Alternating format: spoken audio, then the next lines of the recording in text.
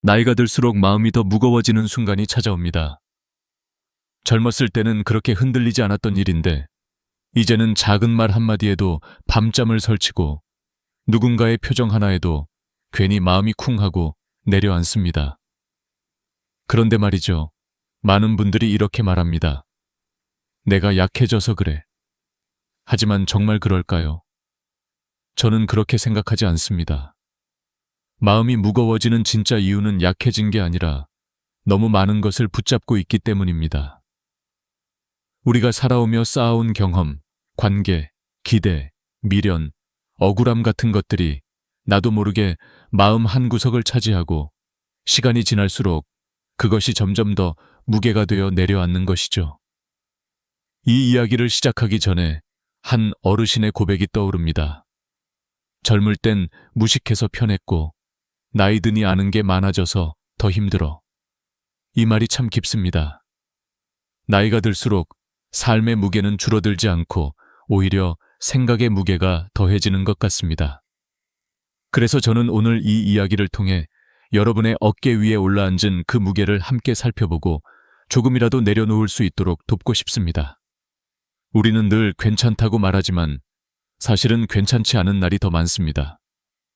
혼자 밥을 먹다가 눈물이 핑 돌 때도 있고 오래 묵혀둔 상처가 문득 떠올라 멍해질 때도 있습니다.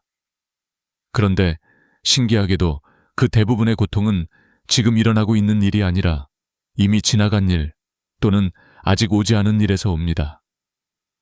과거의 후회, 미래의 불안, 사람들의 시선, 그리고 나 자신에 대한 끝없는 평가. 이 모든 것이 마음을 꽉 조여오죠. 법륜 스님은 고통은 쓸데없는 것에 집착해서 생긴다고 하셨습니다. 그렇다면 그 쓸데없는 것은 도대체 무엇일까요? 그것은 바로 내가 놓지 못한 생각들입니다. 손에 쥐고 있는 것이 중요한 게 아니라 놓지 못하고 있는 것이 문제인 거죠. 이쯤에서 질문을 하나 드리고 싶습니다. 지금 당신 마음을 무겁게 누르고 있는 것이 정말 그렇게까지 중요한가요? 혹시 여러분도 이런 경험이 있을 겁니다. 며느리의 말투 하나에 며칠 동안 마음이 불편했던 적, 자식에게 섭섭함을 느끼고도 말하지 못해 혼자 끙끙 앓았던 적, 지나간 실수 하나 때문에 몇 년이 지나도 스스로를 용서하지 못한 적. 그런데 시간이 흐르고 돌아보면 그 감정들이 정말 내 인생을 뒤흔들 만큼 큰 의미가 있었던가요? 많은 분들이 이렇게 말하죠. 그때는 왜 그게 그렇게 화가 났는지 모르겠어. 이 말은 곧 우리가 붙잡고 있던 감정의 상당수가 사실은 놓아도 되는 것이었다는 뜻이기도 합니다. 실제로 한국의 심리상담센터 통계에 따르면 60세 이상 상담 이유 1위가 관계 스트레스, 2위가 감정 조절의 어려움이라고 합니다. 몸보다 마음이 먼저 지치는 나이가 된다는 거죠. 이는 잘못된 것이 아니라 아주 자연스러운 현상입니다. 왜냐하면 우리는 살아오며 너무 많은 것을 쌓아왔기 때문입니다. 그러나 아이러니하게도 바로 그 쌓아온 것이 삶을 무겁게 만드는 짐이 되기도 합니다. 그래서 인생 후반기에는 비우는 공부가 필요합니다. 배우고 채우는 것보다 훨씬 더 중요한 것은 내려놓는 연습입니다. 어느 70대 어르신은 남편의 무뚝뚝한 말투 때문에 평생 상처를 받았다고 합니다. 그런데 어느 날 문득 깨달았다고 합니다. 저 사람은 원래 저런 사람인데 내가 왜 50년 동안 바꿔보겠다고 애를 썼지? 그 순간 마음이 편안해졌다고 하셨어요. 이 이야기는 많은 걸 시사합니다. 우리가 힘들었던 이유는 상대 때문이 아니라 내가 붙잡고 있던 기대 때문이었다는 것이죠. 기대는 사랑의 그림자처럼 보이지만 사실은 상처의 씨앗이 되기도 합니다. 그리고 또 하나, 사람들이 의외로 놓지 못하는 것이 있습니다. 바로 나에 대한 평가입니다. 나이가 들어도 사람의 마음은 참 섬세합니다. 누가 나를 무시하는 것처럼 느껴지면 금세 마음이 다치고 누가 나를 칭찬해주면 하루 종일 기분이 좋습니다. 그런데 법륜 스님은 이렇게 말합니다. 남이 나를 어떻게 보는지는 그 사람의 일이다. 남의 마음을 우리가 어찌할 수 있을까요? 그런데 우리는 평생 남의 시선 속에서 살아왔습니다. 젊을 때는 사회에서, 중년에는 직장에서, 노년에는 가족 안에서. 그러다 보니 어느 순간 내가 나를 어떻게 보는지는 사라지고 오직 남이 나를 어떻게 보느냐만 남습니다. 이건 정말 슬픈 일입니다. 그래서 저는 오늘 이 이야기를 시작하며 한 가지 약속을 드립니다. 이 영상이 끝날 때쯤 여러분의 마음 한켠에 오래 눌려있던 무언가가 조금이라도 내려가 있기를, 그리고 그동안 스스로를 너무 힘들게 했던 생각들 중 하나라도 그래, 이제는 놓아도 되겠다 하고 내려놓을 수 있기를, 우리가 함께 이 길을 걸어가 볼 겁니다. 마음을 괴롭히는 헛된 믿음들, 쓸데없는 집착들, 그리고 놓아야 할 감정들, 지금부터 그 무게들을 하나씩 살펴보며 진짜 가벼운 마음이 무엇인지 배워보려 합니다. 당신의 인생은 아직 늦지 않았습니다. 마음은 나이가 들지 않기 때문입니다. 살다 보면 우리는 누구나 마음속에 이 정도쯤이야 하고 넘기는 작은 감정들이 쌓여 어느 순간 큰 고통이 되는 순간을 맞이합니다.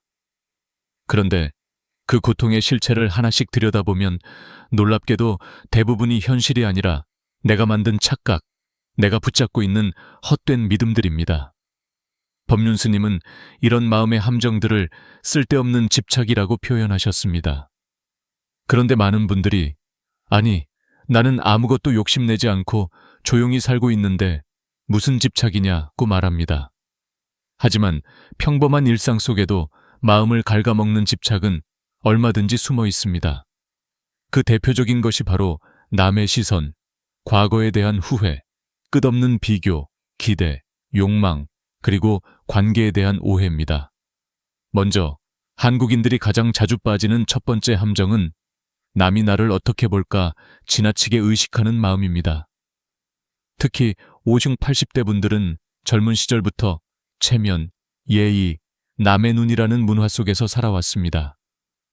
그래서 누군가의 말투 하나에도 저 사람이 나를 무시하는 건가 라는 생각이 들고 길거리에 혼자 서 있는 모습만으로도 괜히 부끄러워지는 순간이 많습니다. 그런데 심리학 연구에 따르면 사람들은 남을 생각하는데 하루 평균 3%도 쓰지 않는다고 합니다. 다시 말해, 우리가 남들이 나를 이렇게 볼 거야 라고 생각하는 97%는 사실 내 상상이라는 거죠. 한 어르신이 이런 말씀을 하셨습니다. 내가 걱정했던 그 시선은 알고 보니 전부 내가 만든 그림자였더라. 두 번째 함정은 과거에 머무는 마음입니다. 그때 내가 왜 그랬을까? 그 말을 안 했으면 얼마나 좋았을까? 다시 돌릴 수만 있다면, 이런 생각을 반복하는 건 마음의 독이 됩니다. 뇌과학에서는 과거의 후회를 자꾸 떠올릴수록 스트레스 호르몬인 코르티솔이 증가한다고 합니다. 그래서 몸이 더 지치고 면역력이 떨어지죠. 그런데 중요한 사실은 과거는 우리가 아무리 붙잡아도 바꿀 수 없다는 것입니다. 바꿀 수 없는 것을 계속 붙잡으면 삶은 무거워지고 바꿀 수 있는 오늘은 놓쳐버립니다. 세 번째 함정은 비교입니다. 비교는 삶을 잠식하는 습관입니다. 저 집은 여행도 잘만 다니는데 저 사람은 손주들한테 사랑받는다던데 왜 나는 저렇게 못할까? 모든 비교는 마음의 열등감을 키웁니다. 한국보건사회연구원의 조사에 따르면 60세 이상이 느끼는 우울감의 주요 원인 중 하나가 바로 비교였습니다. 남과 비교하는 순간 우리는 가진 것의 소중함을 보지 못합니다. 비교는 늘 나를 부족하게 만들고 남은 더 행복해 보이게 만들 뿐입니다. 네 번째 함정은 누군가에게 지나친 기대를 걸고 그 기대가 충족되지 않으면 실망하는 마음입니다. 특히 자녀와의 관계에서 이런 상황이 많이 일어납니다.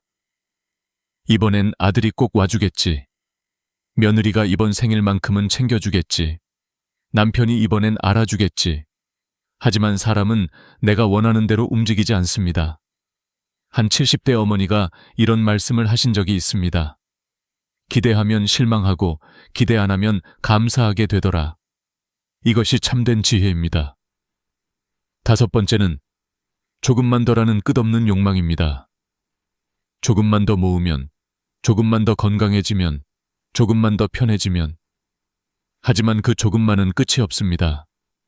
연구에 따르면 돈과 행복의 상관관계는 일정 수준까지이고 그 이후로는 소득이 늘어도 행복감의 증가가 거의 없다고 합니다. 즉, 우리가 행복하지 않은 이유는 가진 것이 적어서가 아니라 더 가지려는 마음이 끝없이 이어지기 때문입니다. 여섯 번째는 사람을 바꾸려는 마음입니다.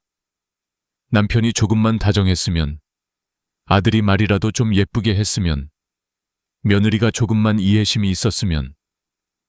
하지만 심리학에서 말하듯 사람은 스스로 원할 때만 변합니다.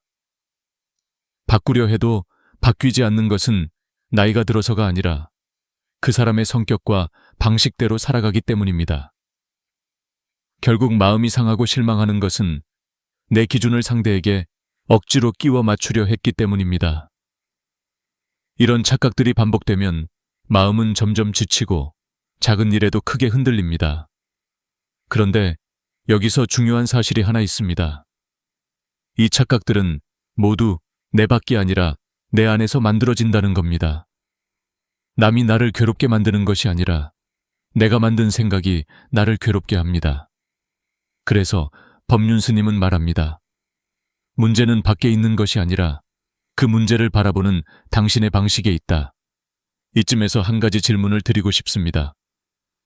지금 당신을 괴롭히는 그 생각, 그 감정, 그 후회, 그 비교, 그 기대.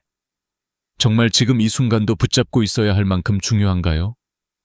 혹시라도 맞아, 내가 괜히 붙잡고 있었구나 하고 느껴지신다면 지금부터 여러분은 이미 변화를 시작한 겁니다. 이제 우리는 마음을 더 가볍게 하기 위해 그 착각들이 어디서 오는지, 왜 사라지지 않는지, 그리고 어떻게 내려놓을 수 있는지 더 깊이 들여다볼 시간입니다. 우리가 마음속에서 반복되는 괴로움의 근원을 더 깊이 들여다보면 결국 문제는 세상도 사람도 아니라 나 자신을 바라보는 방식에서 출발합니다. 많은 분들이 말합니다. 나는 남 탓도 안 하고 욕심도 없고 비교도 안 하려고 하는데 왜 이렇게 힘들까? 그런데 상담을 오래 하다 보면 공통점이 있습니다. 바로 자기 자신을 너무 엄격하게 대한다는 것, 그리고 감정이 올라올 때 그걸 제대로 바라보는 법을 배우지 못했다는 것입니다. 나이가 들수록 마음은 여유로워져야 할 것 같지만 오히려 더 단단하게 굳어지고 작아지는 경우가 많습니다. 이유는 단순합니다. 젊을 때는 바쁘다는 핑계로 감정과 마주할 시간이 없었지만 나이가 들면 마음속 시간이 많아지고 그 빈자리를 오래 쌓아온 감정들이 차지하기 때문입니다. 어느 70대 어르신이 이런 말씀을 하신 적이 있습니다. 사실 젊을 때는 남편이 화내도 금방 잊었는데 나이가 드니까 사소한 말도 오래 남더라. 왜 그럴까요? 심리학에서는 나이가 들수록 감정의 회복 속도가 느려지고 대신 감정의 깊이는 더 강해진다고 설명합니다. 즉, 예전보다 더 예민해진 것이 아니라 감정을 담아두는 그릇이 바뀐 겁니다. 그런데 대부분의 사람들은 이런 변화를 내가 약해졌다고 오해합니다.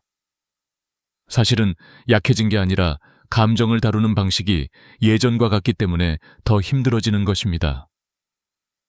또 하나 중요한 사실이 있습니다.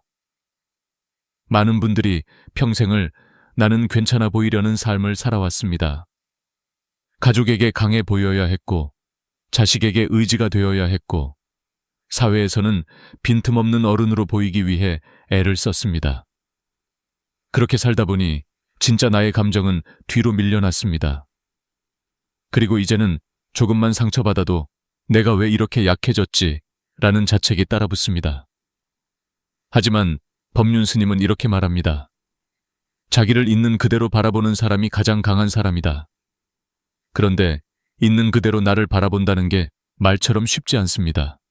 왜냐하면 우리는 평생 누군가에게 인정받아야 의미 있는 존재라고 여겨왔기 때문입니다.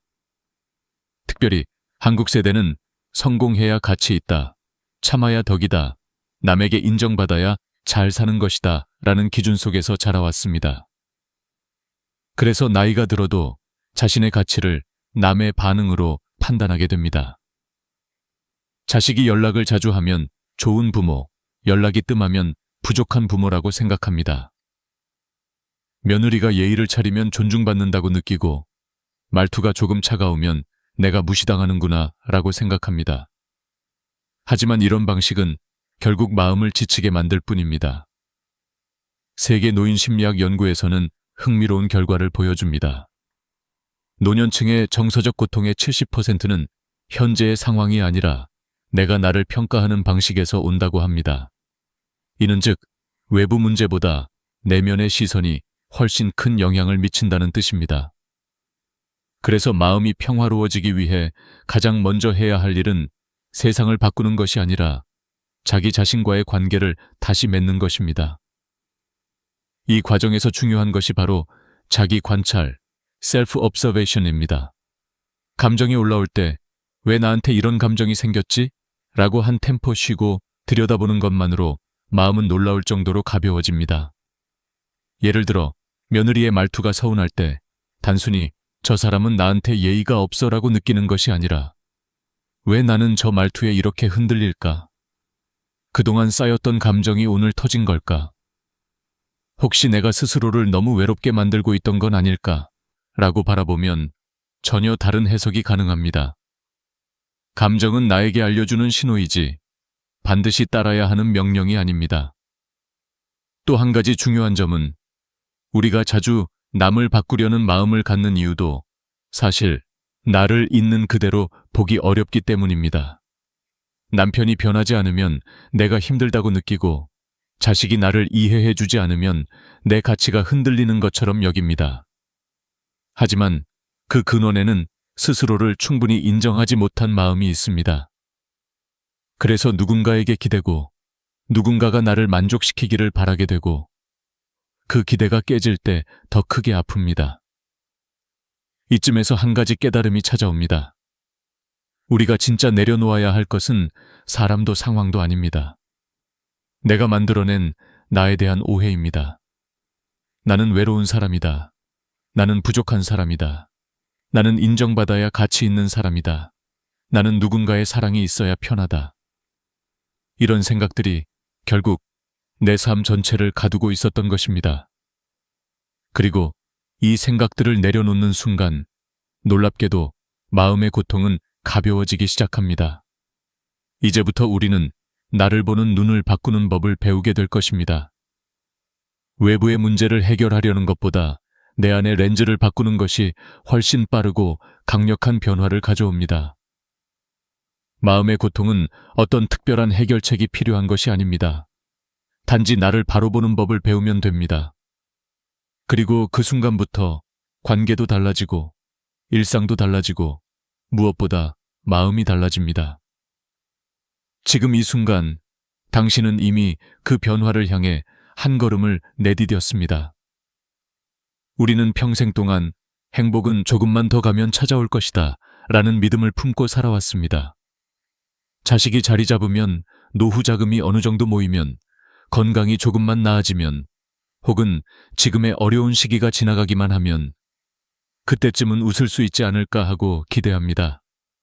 하지만 인생을 오래 살아온 어르신들의 공통된 고백은 이렇습니다. 기다린 행복은 오지 않더라. 이 말은 결코 허무주의가 아닙니다. 오히려 아주 중요한 진리를 담고 있습니다. 행복은 미래의 사건이 아니라 지금 이 순간의 상태라는 것입니다.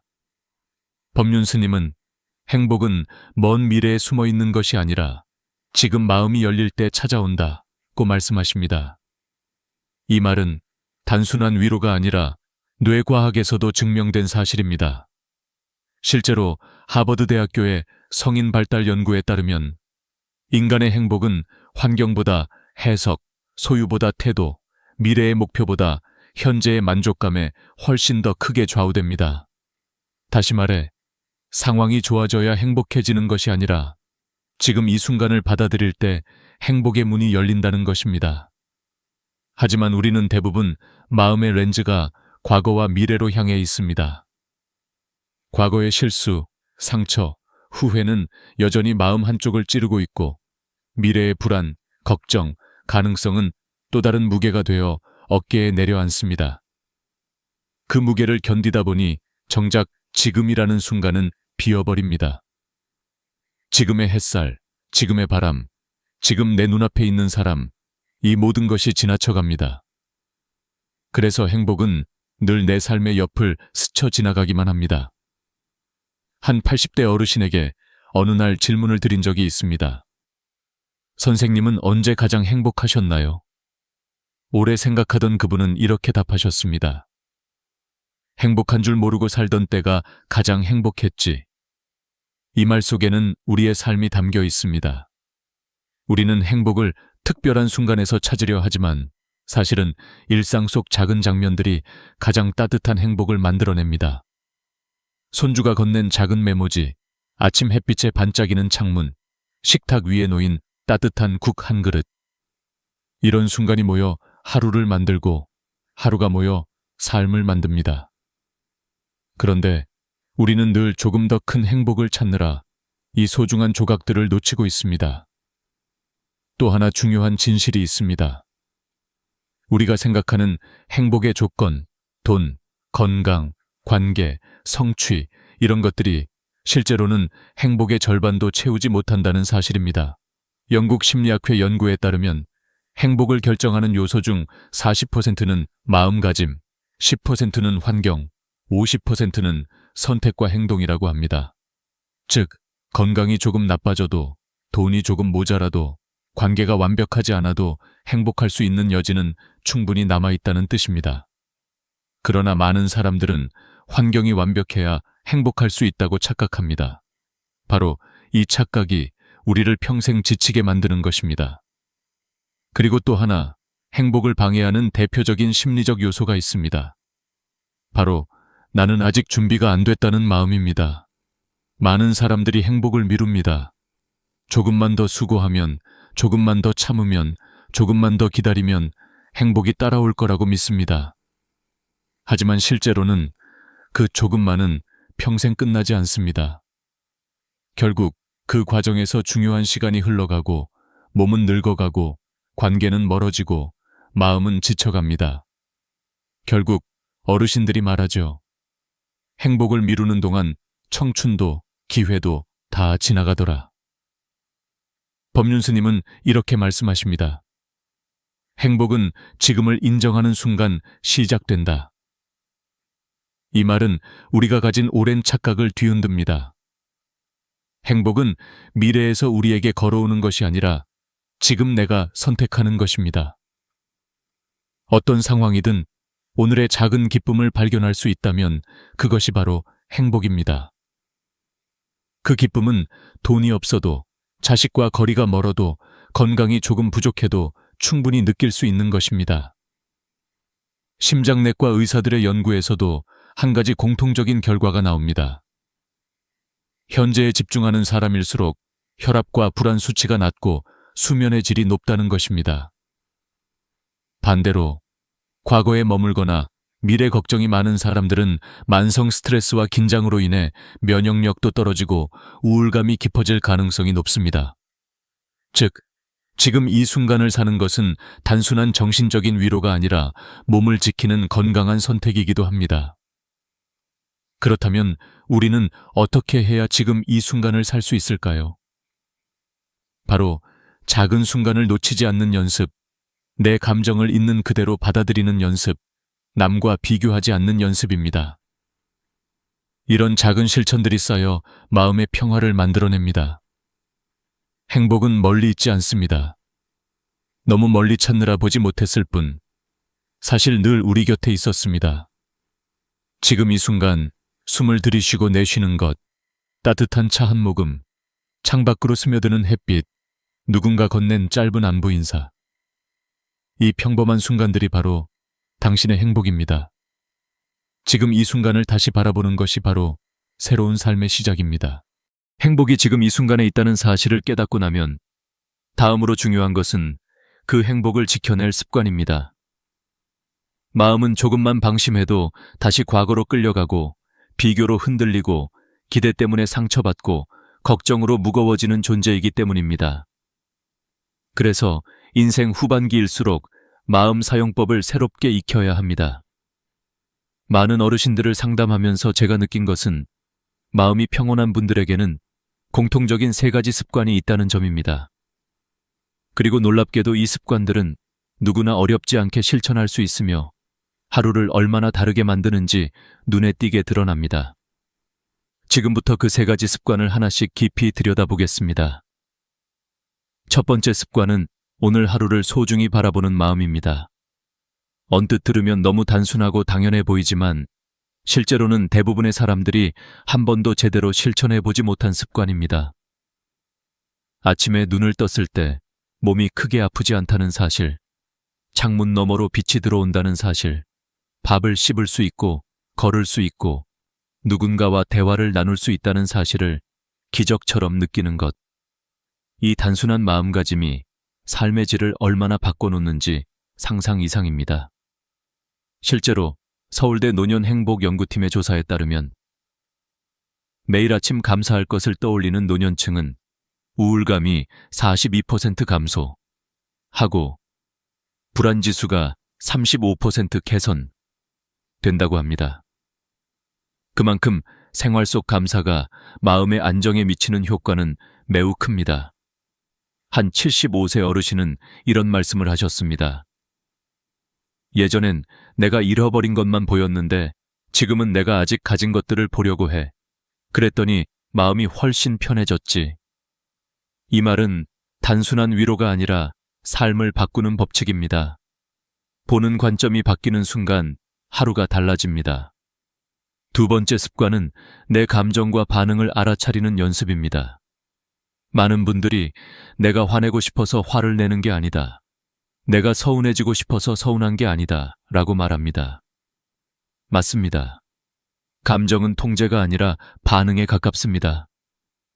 문제는 감정 그 자체가 아니라 그 감정이 올라왔을 때 내가 어떻게 반응하는가입니다. 실제로 심리학에서는 감정이 생겨난 순간부터 사라지기까지 평균 90초가 걸린다고 합니다. 그 짧은 시간을 잘 다루면 감정이 더 깊어지지 않고 흘러갑니다. 예를 들어 며느리의 말투가 마음에 걸릴 때, 남편의 무뚝뚝한 태도 때문에 기분이 나빠질 때, 자식의 무심함을 느끼는 순간, 바로 그 순간 스스로에게 이렇게 물어보는 것입니다. 지금 내가 왜 이렇게 흔들릴까? 이 감정은 사실 오래 쌓여있던 감정이 올라온 건 아닐까? 혹시 내가 요즘 외로워서 작은 말에도 더 민감해진 건 아닐까? 이렇게 감정을 관찰하는 것만으로 마음의 폭풍이 잦아들기 시작합니다. 감정은 억누를수록 더 강해지고 바라볼수록 자연스럽게 물러납니다. 어느 68세 할머니는 며느리와 자주 갈등이 있었는데 어느 날 이런 깨달음을 얻었다고 합니다. 며느리가 바쁜 날에는 말투가 좀 짧아지더라고. 근데 그걸 내가 무시라고 받아들였던 거야. 사실은 내 오해였는데. 관점을 바꾸는 순간 갈등도 사라졌다고 합니다. 결국 나를 괴롭힌 것은 사람의 말투가 아니라 그 말투를 해석한 나의 감정이었던 것이죠. 세 번째 습관은 비교 대신 감사하는 마음을 붙잡는 것입니다. 비교는 더 나은 삶을 위한 동기가 되기도 하지만 대부분의 경우 노년기에는 마음의 상처가 되는 경우가 더 많습니다. 저 집은 손주들이 매주 찾아온다는데, 저 사람은 아직도 여행 다닌다는데, 나는 왜 이렇게 사는지 모르겠다. 비교는 항상 내가 가진 것을 작게 만들고 남이 가진 것을 크게 보이게 합니다. 그래서 비교를 멈추지 않으면 감사할 수 있는 눈을 잃어버립니다. 법륜 스님은 비교는 불행의 가장 쉬운 방법이다 라고 말합니다. 반대로 감사는 행복을 여는 가장 빠른 방법입니다. 실제로 일본과 한국에서 진행된 고령층 심리 연구에서도 감사 습관을 실천한 그룹은 6개월 만에 삶의 만족도가 2배 이상 증가했습니다. 한 72세 어머니는 이런 말씀을 하셨습니다. 우리 딸은 자주 연락은 안 해도 생일은 꼭 챙기더라. 그게 어디야. 감사할 일이 한두 가지더라고. 이 간단한 태도가 마음을 얼마나 따뜻하게 만드는지 많은 어르신들이 몸소 경험하고 계십니다. 이 세 가지 습관은 절대 어렵지도 거창하지도 않습니다. 단지 마음을 보는 방향을 바꾸는 간단한 선택일 뿐입니다. 하지만 이 작은 선택들이 쌓이면 인생은 완전히 달라집니다. 아침을 바라보는 눈이 달라지고 사람을 해석하는 방식이 달라지고 관계를 대하는 마음이 달라집니다. 결국 내가 달라지면 세상도 달라 보입니다. 이제 이 세 가지 마음 습관을 기반으로 우리는 마지막으로 더 깊은 이야기, 어떻게 내려놓고 더 가볍게 살아갈 수 있는가를 향해 나아가 보겠습니다. 나이가 들수록 우리는 한 가지 중요한 진실과 마주하게 됩니다. 놓지 못한 것이 우리를 가장 힘들게 한다는 사실입니다. 사람도, 기억도, 상처도, 미련도, 억울함도, 마음 한편에서 오래 붙잡혀 있던 것들이 삶 전체의 무게가 됩니다. 그런데 더 놀라운 사실은 우리가 붙잡고 있다고 생각했던 것들이 실은 우리를 붙잡고 있었다는 겁니다. 그래서 오늘 마지막으로 나누고 싶은 이야기는 바로 어떻게 내려놓고 더 가볍게 살아갈 수 있을까입니다. 이 이야기는 단순한 마음가짐의 문제가 아니라 인생 후반기를 지혜롭게 살아가기 위한 가장 중요한 능력입니다. 한 80대 할머니가 이런 말씀을 하신 적이 있습니다. 내가 내려놓으니까 내가 편하더라. 이 짧은 말은 인생을 깊이 살아본 사람만이 할 수 있는 고백입니다. 우리는 흔히 참고 견디는 것이 인내라고 생각하지만 진짜 인내는 때로는 내려놓는 용기에서 시작됩니다. 내려놓는다는 것은 포기나 패배가 아니라 나를 지키는 방법입니다. 더 이상 나를 괴롭히는 생각에 에너지를 쓰지 않고 내 마음을 옥죄는 감정에 묶이지 않는 것. 바로 그것이 내려놓기의 본질입니다. 그렇다면 무엇부터 내려놓아야 할까요? 법륜 스님은 이렇게 말씀하십니다. 내가 컨트롤할 수 없는 것부터 놓아라. 이 말은 인생 후반기의 핵심 지혜입니다. 왜냐하면 우리가 가장 많이 괴로워하는 부분이 바로 내가 바꿀 수 없는 것들이기 때문입니다. 남의 말, 남의 성격, 남의 감정, 남의 행동. 이 모든 것은 내가 어떻게 해도 바뀌지 않습니다. 하지만 우리는 평생 그것을 바꿔보겠다며 마음을 소모하고 기대하고 실망하고 상처받습니다. 그래서 내려놓기의 첫 단계는 내 힘으로 바꿀 수 없는 것들을 손에서 내려놓는 것입니다. 예를 들어 자식이 자주 찾아오지 않는다고 해서 그것을 붙잡고 서운함을 계속 쌓는다면 결국 고통은 나의 몫입니다. 어느 70대 어르신은 이렇게 깨달았다고 합니다. 예전에는 자식이 안 오면 서운했는데 이제는 바쁜가 보다. 그럼 난 오늘 나를 위해 뭘 해볼까 하고 생각을 바꾸니까 마음이 편해졌어요. 바뀐 건 자식이 아니라 그 어르신의 관점입니다. 내려놓는다는 건 결국 세상을 바꾸는 것이 아니라 내가 세상을 바라보는 방식을 바꾸는 일입니다. 또 한 가지, 내려놓기 위해 반드시 알아야 할 중요한 사실이 있습니다. 감정은 붙잡는다고 사라지지 않는다는 것입니다. 억울함, 분노, 서운함, 외로움은 억누르면 억누를수록 커지고 무시하면 무시할수록 마음 깊은 곳에 남아 생채기를 남깁니다. 내려놓기란 감정을 억누르는 것이 아니라 그 감정을 있음으로 인정하고 더 이상 그 감정에 매달리지 않는 것입니다. 내가 이런 감정을 느끼고 있구나. 이 단순한 인정은 마음 치유의 첫걸음입니다. 심리학에서는 이를 감정 거리두기라고 부릅니다. 감정을 나로 동일시하지 않고 하나의 현상으로 바라보는 것입니다. 이 방법을 사용하면 감정은 점점 힘을 잃고 자연스럽게 흘러갑니다. 마치 흐르는 물을 손으로 움켜쥘 수 없듯이 감정도 억지로 잡을수록 고통은 깊어집니다. 하지만 흘러가도록 두면 마음은 점점 가벼워집니다. 그리고 내려놓기의 마지막 단계는 내가 붙잡고 있는 나에 대한 오해를 내려놓는 것입니다. 많은 분들이 이렇게 생각합니다. 나는 부족한 사람이다. 나는 늙어서 할 수 있는 게 없다. 나는 외로운 사람이다. 하지만 실제로 사람을 가장 갇히게 만드는 건 주변 환경이 아니라 자기 자신에 대한 잘못된 정의입니다. 스스로를 작게 규정하면 마음도 작아지고 삶도 작아집니다. 반대로 지금의 나도 충분하다. 나는 나답게 살아도 괜찮다. 나를 인정하는 순간 나의 삶은 다시 시작된다 라고 받아들이는 순간 마음은 놀라울 정도로 회복합니다. 이쯤에서 한 어르신의 이야기를 소개하고 싶습니다. 젊을 때부터 남편에게 받은 상처를 평생 잊지 못하고 살아오던 78세 할머니가 있었습니다. 어느 날 그분은 상담 중 이렇게 말했습니다. 사실 남편은 그대로인데 내가 그 사람을 바라보는 마음만 바꾸니까 평생 안 되던 게 하루 만에 되더라고요. 이 말은 내려놓음의 본질을 정확히 보여줍니다. 상황은 변하지 않아도 마음이 변하면 삶이 변합니다. 인생의 후반부는 잡는 삶이 아니라 놓는 삶이어야 합니다. 잡아야 살 수 있었던 젊은 시절과 달리 놓아야 더 깊어지고 더 따뜻해지는 것이 바로 50대 이후의 인생입니다. 내려놓으면 마음이 비워지고 비워지면 여유가 들어오고 여유가 들어오면 행복이 자리합니다. 마지막으로 오늘 이 긴 여정을 함께 걸어온 여러분께 한 가지 말씀을 드리고 싶습니다. 행복은 먼 곳에 있지 않습니다. 당신이 지금 마음을 조금 더 부드럽게 내려놓는 그 순간에 이미 시작됩니다. 지금의 당신은 충분히 잘 살아오셨고 앞으로도 충분히 행복해질 수 있는 사람입니다. 행복은 찾아오는 것이 아니라 지금 이 순간 마음이 허락하는 만큼 흘러들어오는 것입니다.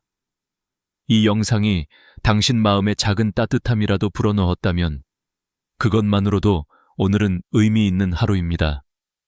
그리고 그 따뜻함이 또 다른 누군가에게 전해지기를 진심으로 바랍니다. 함께 나누고 함께 위로하며 우리의 삶은 조금 더 단단해지고 조금 더 따뜻해집니다. 오늘도 함께 해주셔서 감사합니다. 다음에도 당신의 하루가 더 가벼워지고 더 평화로워질 수 있도록 좋은 이야기로 다시 찾아오겠습니다. 구독과 좋아요 그리고 공유까지 부탁드립니다. 우리가 나이가 들수록 진짜 이상한 일이 생깁니다. 예전에는 사람과의 관계가 마치 공기처럼 자연스럽게 있었는데 어느 순간부터는 한 사람 한 사람이 너무 크게 느껴지고 어떤 인연은 내 마음을 따뜻하게 만들다가도 또 어떤 인연은 하루를 통째로 무너뜨릴 만큼 무겁게 다가옵니다. 그런데 더 놀라운 건요. 나이가 들면 사람 보는 눈은 생기는데 그 사람을 떠나보내는 법은 끝까지 익숙해지지 않는다는 사실입니다. 누구를 만날지보다 누구와 거리를 둘지가 훨씬 더 인생을 결정짓는 순간들이 오게 되는데 그때 우리는 항상 흔들립니다. 정말 이 인연을 끝내야 하는 걸까? 내가 예민한 걸까? 아니면 더 참아야 하는 걸까? 이런 고민이 마음속에서 오래 맴돌죠. 그런데 한 가지 분명한 진실이 있습니다. 어떤 인연은 끝내야만 내 삶이 다시 숨을 쉽니다. 문제는 그 끝내는 방식에 우리 삶의 품격이 달려 있다는 것입니다. 감정으로 끊으면 상처가 남고 지혜로 끊으면 삶이 단단해집니다. 인연을 끊는 건 용기입니다. 하지만 어떻게 끊느냐는 품격입니다. 저는 오랫동안 많은 어르신들의 이야기를 들으며 한 가지 공통점을 발견했습니다. 다들 문제 있는 사람을 떠난 걸 후회하진 않지만 떠나는 그 순간에 내 태도는 오래 남는다고 말하더군요. 그 말이 참 깊었습니다. 우리는 보통 떠난 사람만 기억한다고 생각하지만 사실은 내가 떠난 방식이 나를 정의합니다. 어떤 얼굴로 마지막을 맞았는지, 어떤 말로 관계를 정리했는지, 어떤 마음으로 등을 돌렸는지가 인생의 다음 인연을 결정하죠. 그래서 저는 오늘 이야기의 문을 이렇게 열고 싶습니다. 이별은 상대를 떠나는 게 아니라 나의 다음 인연을 만든다. 사람과의 관계는 덧셈도 아니고 뺄셈도 아닙니다. 덜어내야 더 나아지는 순간이 있고, 놓아야 내 삶이 가벼워지는 순간이 있고, 정리해야 내 마음이 회복되는 순간이 있어요. 특히 50대, 60대, 70대를 지나면서 우리는 인생의 황혼기에 들어가고 어떤 사람들과 함께 남을 것인가가 새롭게 중요한 문제가 됩니다. 이 시기엔 마음을 지키는 관계만 남기고 마음을 해치는 관계는 내려놓아야 인생 후반이 평온해집니다. 하지만 그 결정을 잘못하면 후회가 오래 남습니다. 갑작스러운 말 한마디, 감정이 올라온 날에 던진 상처 주는 말, 순간에 화로 내뱉은 비난, 차갑게 돌아선 뒷모습. 이런 것들은 우리가 상상하는 것보다 훨씬 더 오래 남고, 때로는 당사자보다 나 자신에게 더 깊은 흔적으로 남습니다. 그래서 인연을 끊을 때 가장 중요한 자세는 감정이 아니라 이해로 마무리하는 것입니다. 나이가 들수록 인연은 선택이 되고 관계는 책임이 됩니다. 불편하고 힘든 관계를 그냥 끌고 가는 건 인생을 낭비하는 것과 같습니다. 하지만 무조건 잘라내는 것도 위험합니다. 감정으로 끊으면 그 감정이 다시 돌아옵니다. 내 마음의 부메랑처럼 꽂히죠. 반대로 품격으로 끊으면 끝난 관계조차 나를 좋은 기억으로 남깁니다. 저는 이런 말씀을 해주신 한 어르신을 잊지 못합니다. 사람은 떠나도 내가 떠난 방식은 나한테 돌아오더라. 이 말이 오늘 이야기의 핵심입니다. 관계를 끊을 때 우리는 크게 세 가지를 잊습니다. 첫째, 감정은 지나가지만 기록은 남는다는 것. 둘째, 이별의 말은 상대보다 내 인격을 더 드러낸다는 것. 셋째, 떠나는 방식이 다음 인연의 기준이 된다는 것. 인생 후반에서는 관계를 정리하는 순간이 곧 나의 품격이 드러나는 순간입니다. 지금부터 우리는 단순히 인연을 끊는 법이 아니라 후회 없이, 상처 없이 품격 있게 끝내는 법을 배워야 합니다. 그게 바로 남은 인생을 편안하게 만드는 첫 번째 지혜입니다. 오늘 영상의 첫 번째 파트에서는 바로 그 출발점에 대해 이야기합니다. 왜 어떤 인연은 반드시 끊어야 할까? 그리고 그 순간이 왜 우리 인생에서 중요한 장면이 되는가? 인연을 끊는 건 참 아픈 일입니다. 하지만 더 아픈 건 끊어야 할 인연을 계속 끌고 가는 것입니다. 이제 우리는 그 차이를 정확히 알아야 합니다. 그래야 인생이 가벼워지고 마음이 회복되고 남은 인연들이 빛나기 시작합니다. 오늘 이 이야기가 당신의 마음에 작은 용기의 불씨가 되길 바랍니다. 이제부터 천천히, 그러나 깊게 이야기해 보겠습니다. 소투, 천란맹. 우리는 살아오면서 수많은 인연을 만나지만 그 모든 인연이 평생을 함께할 수는 없습니다. 어릴 때는 친구를 잃어도 금세 다른 친구가 생겼지만 나이가 들수록 관계 하나를 정리하는 일이 훨씬 더 큰 용기와 지혜를 요구하게 됩니다. 그런데 대부분의 사람들은 이 관계를 계속해야 할지 말아야 할지 판단하는 기준을 제대로 배우지 못한 채 살아갑니다. 그래서 이미 마음속에서는 수십 번 경고 신호가 울리고 있는데도 정작 몸은 그 사람을 계속 붙잡고 있고 마음은 더 지쳐갑니다. 인연을 끊어야 한다는 건 단순히 싫다의 문제가 아니라 관계가 이미 우리 삶에 해를 주기 시작했다는 뜻입니다. 그 신호를 외면하면 외면할수록 우리는 더 늙고 더 지치고 더 상처받습니다. 그래서 오늘은 꼭 기억해야 할 신호들을 이야기하려 합니다. 듣는 순간, 아, 그래서 내가 힘들었구나 하고 마음이 크게 고개를 끄덕이실 겁니다. 첫 번째 신호는 내 마음이 자꾸 작아지는 인연입니다. 함께 있으면 위로가 되고 말 한마디를 나눠도 마음이 채워지는 사람이 있는 반면 반대로 같이 있는 것만으로도 내 마음이 눌리고 기가 죽는 사람이 있습니다. 말투 하나, 표정 하나가 늘 나를 작게 만들고 은근한 비교와 비난으로 내 자존심을 흔들어 놓는 사람들. 관계란 서로를 키워주는 것이어야 하는데 그 사람을 만나고 돌아오는 길마다 유난히 어깨가 무겁다면 이미 신호는 충분히 온 것입니다. 나이가 들수록 우리는 누군가에게 작아져야 할 이유가 없습니다. 평생 버티고 견디고 살아온 사람인데 마지막 인생에서까지 길을 꺾는 사람을 곁에 둘 필요는 없습니다. 내 마음이 작아지는 인연은 결국 내 삶까지 작게 만들기 때문입니다. 두 번째 신호는 서로의 마음이 단절된 인연입니다. 입은 말을 하고 있지만 마음은 서로에게 닿지 않는 관계, 말이 오고 가는데도 늘 공허함만 남는 관계, 연락을 해도 의무감처럼 느껴지고 만나도 예전의 따뜻함이 사라진 관계가 여기에 해당됩니다. 인연은 마음의 온도가 유지되어야 지속됩니다. 하지만 마음이 닫힌 사람과 억지로 관계를 이어가는 건 결국 나 혼자 이 관계를 지탱하고 있다는 뜻입니다. 그때 우리는 알게 됩니다. 아, 이 관계는 이제 끝을 향해 가고 있구나. 마음이 단절되면 그 사람의 말이 상처로 들리고 내 말 역시 그에게 닿지 않습니다. 이런 관계는 더 잡고 있어도 회복되기 어렵습니다. 오히려 정리하는 편이 내 삶의 숨통이 트이게 됩니다. 세 번째 신호는 늘 나만 희생하는 인연입니다. 관계는 주고받음이 있어야 건강합니다. 하지만 어떤 인연은 시간이 지날수록 일방적이 됩니다. 내가 양보하고, 내가 기다리고, 내가 이해하고, 내가 참고, 내가 맞춰야만 유지되는 관계들. 젊을 때는 관계란 원래 이런 거지 라고 생각하며 버틸 수 있었지만 시간이 흐르고 인생 후반에 접어들면 이런 관계는 우리를 고립시키고 지치게 만듭니다. 무엇보다 무서운 건 오래 참다 보면 내가 왜 이렇게까지 하고 있을까 하는 자괴감이 찾아온다는 점입니다.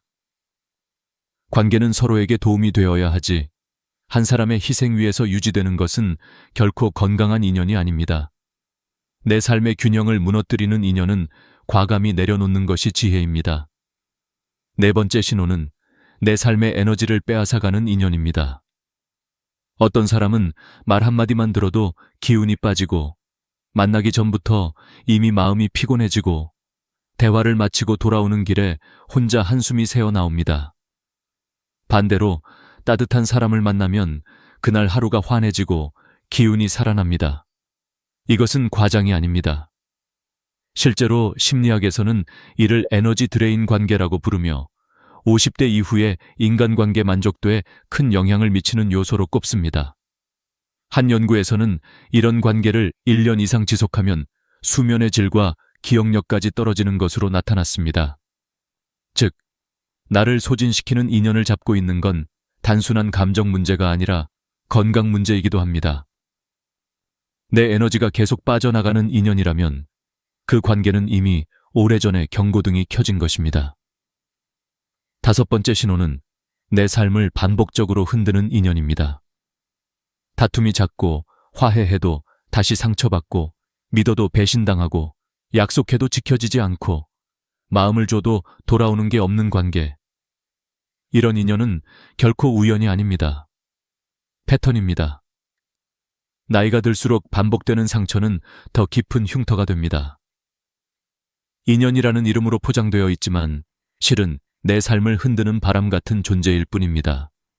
사람은 완벽할 수 없지만 반복되는 상처는 용서가 아니라 단절로 배워야 하는 순간입니다. 이 5가지 신호 앞에서 우리는 평생 이렇게 말해왔습니다. 그래도, 혹시, 다음에는. 하지만 인생에서는 그래도가 지나치면 싸움이 되고, 혹시가 오래되면 기다림이 되고, 다음이 반복되면 희망 고문이 됩니다. 신호는 이미 충분히 오래 우리에게 말을 걸어왔습니다. 이제는 그 신호를 외면하는 것이 아니라 받아들여야 합니다. 인연을 솎아내는 것이 나쁜 일이 아니라는 것, 때로는 버텨서 지키는 것보다 내려놓아서 나를 지키는 쪽이 더 현명한 선택이라는 것을 나이가 들면 비로소 알게 됩니다. 관계를 붙잡는 힘보다 더 중요한 건 놓아야 할 때 놓을 줄 아는 용기입니다. 그리고 그 용기는 우리의 후반 인생을 더 깊고 더 평온하게 만들어줍니다. 이제 다음 단계로 넘어가겠습니다. 인연을 끊을 때 절대 해선 안 되는 행동, 그 세 가지를 깊이 있게 이야기해 보겠습니다. 인연을 끊어야 한다는 사실을 알게 되는 순간, 우리는 대부분 마음이 불안해지고 감정이 요동치기 시작합니다. 사람을 떠나보낸다는 건 단순한 결심이 아니라 내 삶의 한 장면을 정리하는 상징이기 때문입니다. 그런데 이 중요한 순간에 많은 사람들이 같은 실수를 반복합니다. 감정이 올라온 상태에서 말을 쏟아내고 그 말이 나중에 평생 후회로 남습니다. 그래서 인연을 끊을 때 반드시 피해야 할 행동들이 있습니다. 이 세 가지는 단순한 매너가 아니라 나 자신을 지키는 방법이기도 합니다. 오늘 이 이야기를 들으시는 분들 중에는 내가 그때 그러지 말았어야 했는데 하고 가슴이 뜨끔하시는 분들도 계실 겁니다. 하지만 늦지 않았습니다. 지금 이 순간부터 알게 되면 앞으로의 인연을 훨씬 더 단단하게 지킬 수 있습니다. 첫 번째로, 절대 하면 안 되는 행동은 상대를 험담하는 것입니다. 많은 사람들이 관계를 끊고 난 뒤 이렇게 말합니다. 그 사람이 진짜 이상했어. 내가 얼마나 잘해줬는데 결국 배신하더라고. 원래 그런 사람이었지 뭐. 이런 말들은 처음엔 속을 조금 시원하게 해줄지 모르지만 오래 반복될수록 가장 큰 손해를 보는 건 그 사람이 아니라 바로 나 자신입니다. 왜냐하면 험담은 상대에 대한 이야기가 아니라 결국 내 품격을 보여주는 말이기 때문입니다. 누군가의 얘기를 듣는 주변 사람은 이렇게 생각합니다. 저 사람은 관계가 끝난 뒤에도 저렇게 말하는구나. 나와도 언젠가 틀어지면 저렇게 말하겠지. 결국 내가 한 말은 그 사람에게 가지도 못하고 내 주변 사람들의 기억 속에 먼저 새겨집니다. 말은 마음의 밑바닥을 드러내는 그릇이라 했습니다. 특히 나이가 들수록 말은 행동보다 더 강하게 남습니다. 한번 험담을 내뱉고 나면 시간이 지나도 그 흔적은 쉽게 지워지지 않습니다. 마음이 복잡하다면 종이에 써보거나 혼자 걸으면서 정리하면 됩니다. 하지만 그 말이 다른 사람 귀에 닿는 순간 그건 더 이상 감정이 아니라 평판이 됩니다. 두 번째로 피해야 할 행동은 이별 직전에 상대에게 마지막 공격을 하는 것입니다. 다들 이런 경험 한 번쯤 있으시죠? 너무 답답하고 억울해서 마지막에 한 방이라도 날려야 속이 풀릴 것 같은 순간. 그래서 이런 말들이 튀어나옵니다. 넌 원래 그랬어. 그래서 너랑은 안 되는 거야.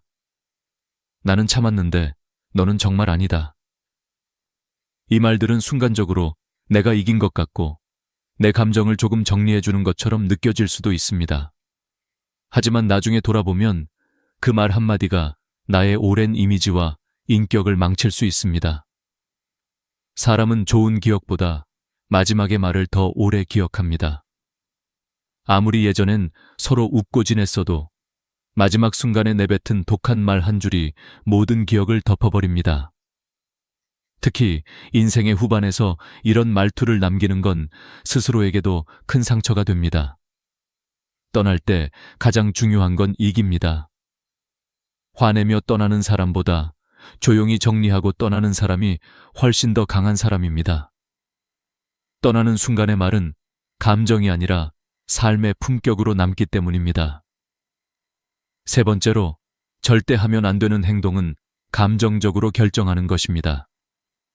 사람은 화가 나면 생각이 좁아지고 시야가 어두워집니다. 억울하면 모든 것이 상대 잘못으로 보이고 상처받은 순간엔 상대의 단점만 크게 보이기 마련입니다. 그래서 우리는 성급하게 말합니다. 이제 끝이다. 다시는 안 본다. 하지만 하루만 지나도 마음이 달라지는 경우가 얼마나 많습니까? 감정이 폭발한 순간에 내린 결정은 대부분 후회로 이어집니다.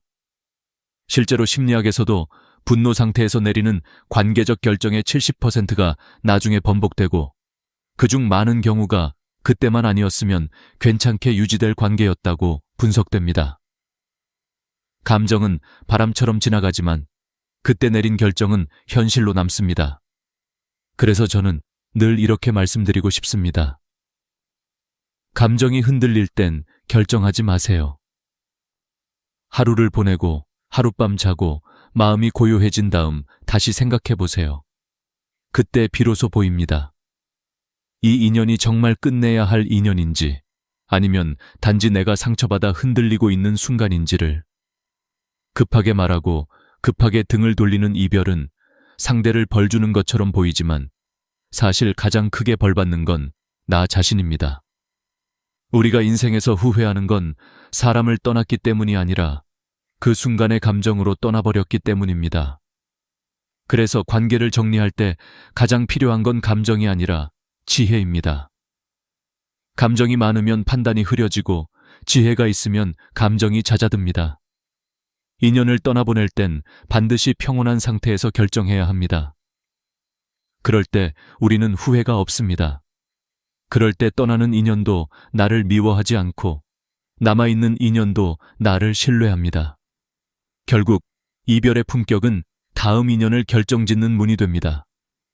이제 우리는 단절의 순간에 하지 말아야 할 행동을 배웠습니다. 그렇다면 다음으로 가장 중요한 질문이 남습니다. 관계를 끊은 뒤 우리는 어떤 마음으로 살아야 할까? 이제 그 이야기를 이어가겠습니다. 관계를 끊는 순간보다 더 어려운 시간이 있습니다. 바로 그 이후입니다. 떠나보낸 인연이 마음속에서 계속 맴돌고 잘한 선택인지 돌아보게 되고 가끔은 뒤돌아보고 싶은 마음이 올라오기도 합니다. 사실 많은 사람들이 이 시기를 제대로 지나지 못해 후반 인생에서 더 큰 공허함을 느끼곤 합니다. 그래서 관계를 정리한 뒤 어떤 마음을 가져야 하는지가 인생에서 아주 중요한 관문이 됩니다. 이 시기를 잘 건너뛰면 우리는 성장하고 마음이 평온해지지만 그렇지 못하면 끊어진 인연이 오래도록 마음의 그림자로 남게 됩니다. 관계를 끊은 후 가장 먼저 해야 할 일은 내 마음을 정돈하는 것입니다. 많은 분들이 인연을 끊자마자 잘한 선택일까? 혹시 너무 성급했나? 내가 조금 더 참았어야 하나? 하는 생각에 스스로를 흔들어 놓습니다. 하지만 이 질문들은 대부분 감정의 불안에서 나오는 것입니다. 끊어낸 인연을 후회하는 것이 아니라 갑자기 생긴 빈자리를 낯설어 하는 것입니다. 오래 사용하던 가구를 치우면 방이 넓어졌지만 허전하죠. 관계도 마찬가지입니다. 그 사람이 좋은 사람이어서가 아니라 익숙함 때문에 빈자리처럼 느껴지는 것입니다. 이 빈자리의 감정을 잘못 해석하면 다시 나쁜 인연을 붙잡게 됩니다. 그래서 관계를 끊은 직후에는 결코 성급하게 판단하거나 돌아보려고 하지 말아야 합니다. 감정이 아니라 시간 속에서 마음을 정리해야 합니다. 두 번째로 중요한 것은 그 관계에서 내가 무엇을 배웠는지 스스로에게 질문하는 것입니다. 사람은 실수보다 후회를 더 무서워합니다. 그런데 인연을 정리한 뒤 제대로 돌아보지 않으면 그 관계는 단순히 지운 기록으로 끝나지만 다시 생각하고 정리하면 삶의 교훈으로 남습니다. 예전에 한 어르신이 이런 말씀을 하셨습니다. 나쁜 인연도 잘 정리하면 선물이다. 그 인연이 없었으면 내가 이만큼 잘하지 못했을 테니까. 이 말은 단순한 위로가 아닙니다. 실제로 심리학에서도 이별 뒤에 성찰이 있을 때 사람의 자존감이 더 높아지고 인간관계 선택 기준도 더 분명해진다고 말합니다. 내가 왜 상처받았는지, 무엇을 참았는지, 왜 버텼는지, 앞으로 어떤 사람을 만나고 싶은지 이런 질문들은 다음 인연에서 나를 더 단단하게 지켜줍니다. 깨진 관계에서 교훈을 건져 올리는 사람은 절대 같은 상처를 반복하지 않습니다. 세 번째로 중요한 건 남아있는 인연을 따뜻하게 바라보는 태도입니다. 많은 사람들이 지나간 인연만 붙잡고 있으면서 정작 지금 곁에 있는 사람들에게는 마음을 충분히 주지 못합니다. 하지만 우리의 인생을 지탱하는 건 떠난 사람이 아니라 남아있는 사람들입니다. 지나간 관계는 끝이 났지만 그 자리를 채우고 있는 새로운 사람들은 지금도 우리의 마음을 기다리고 있습니다.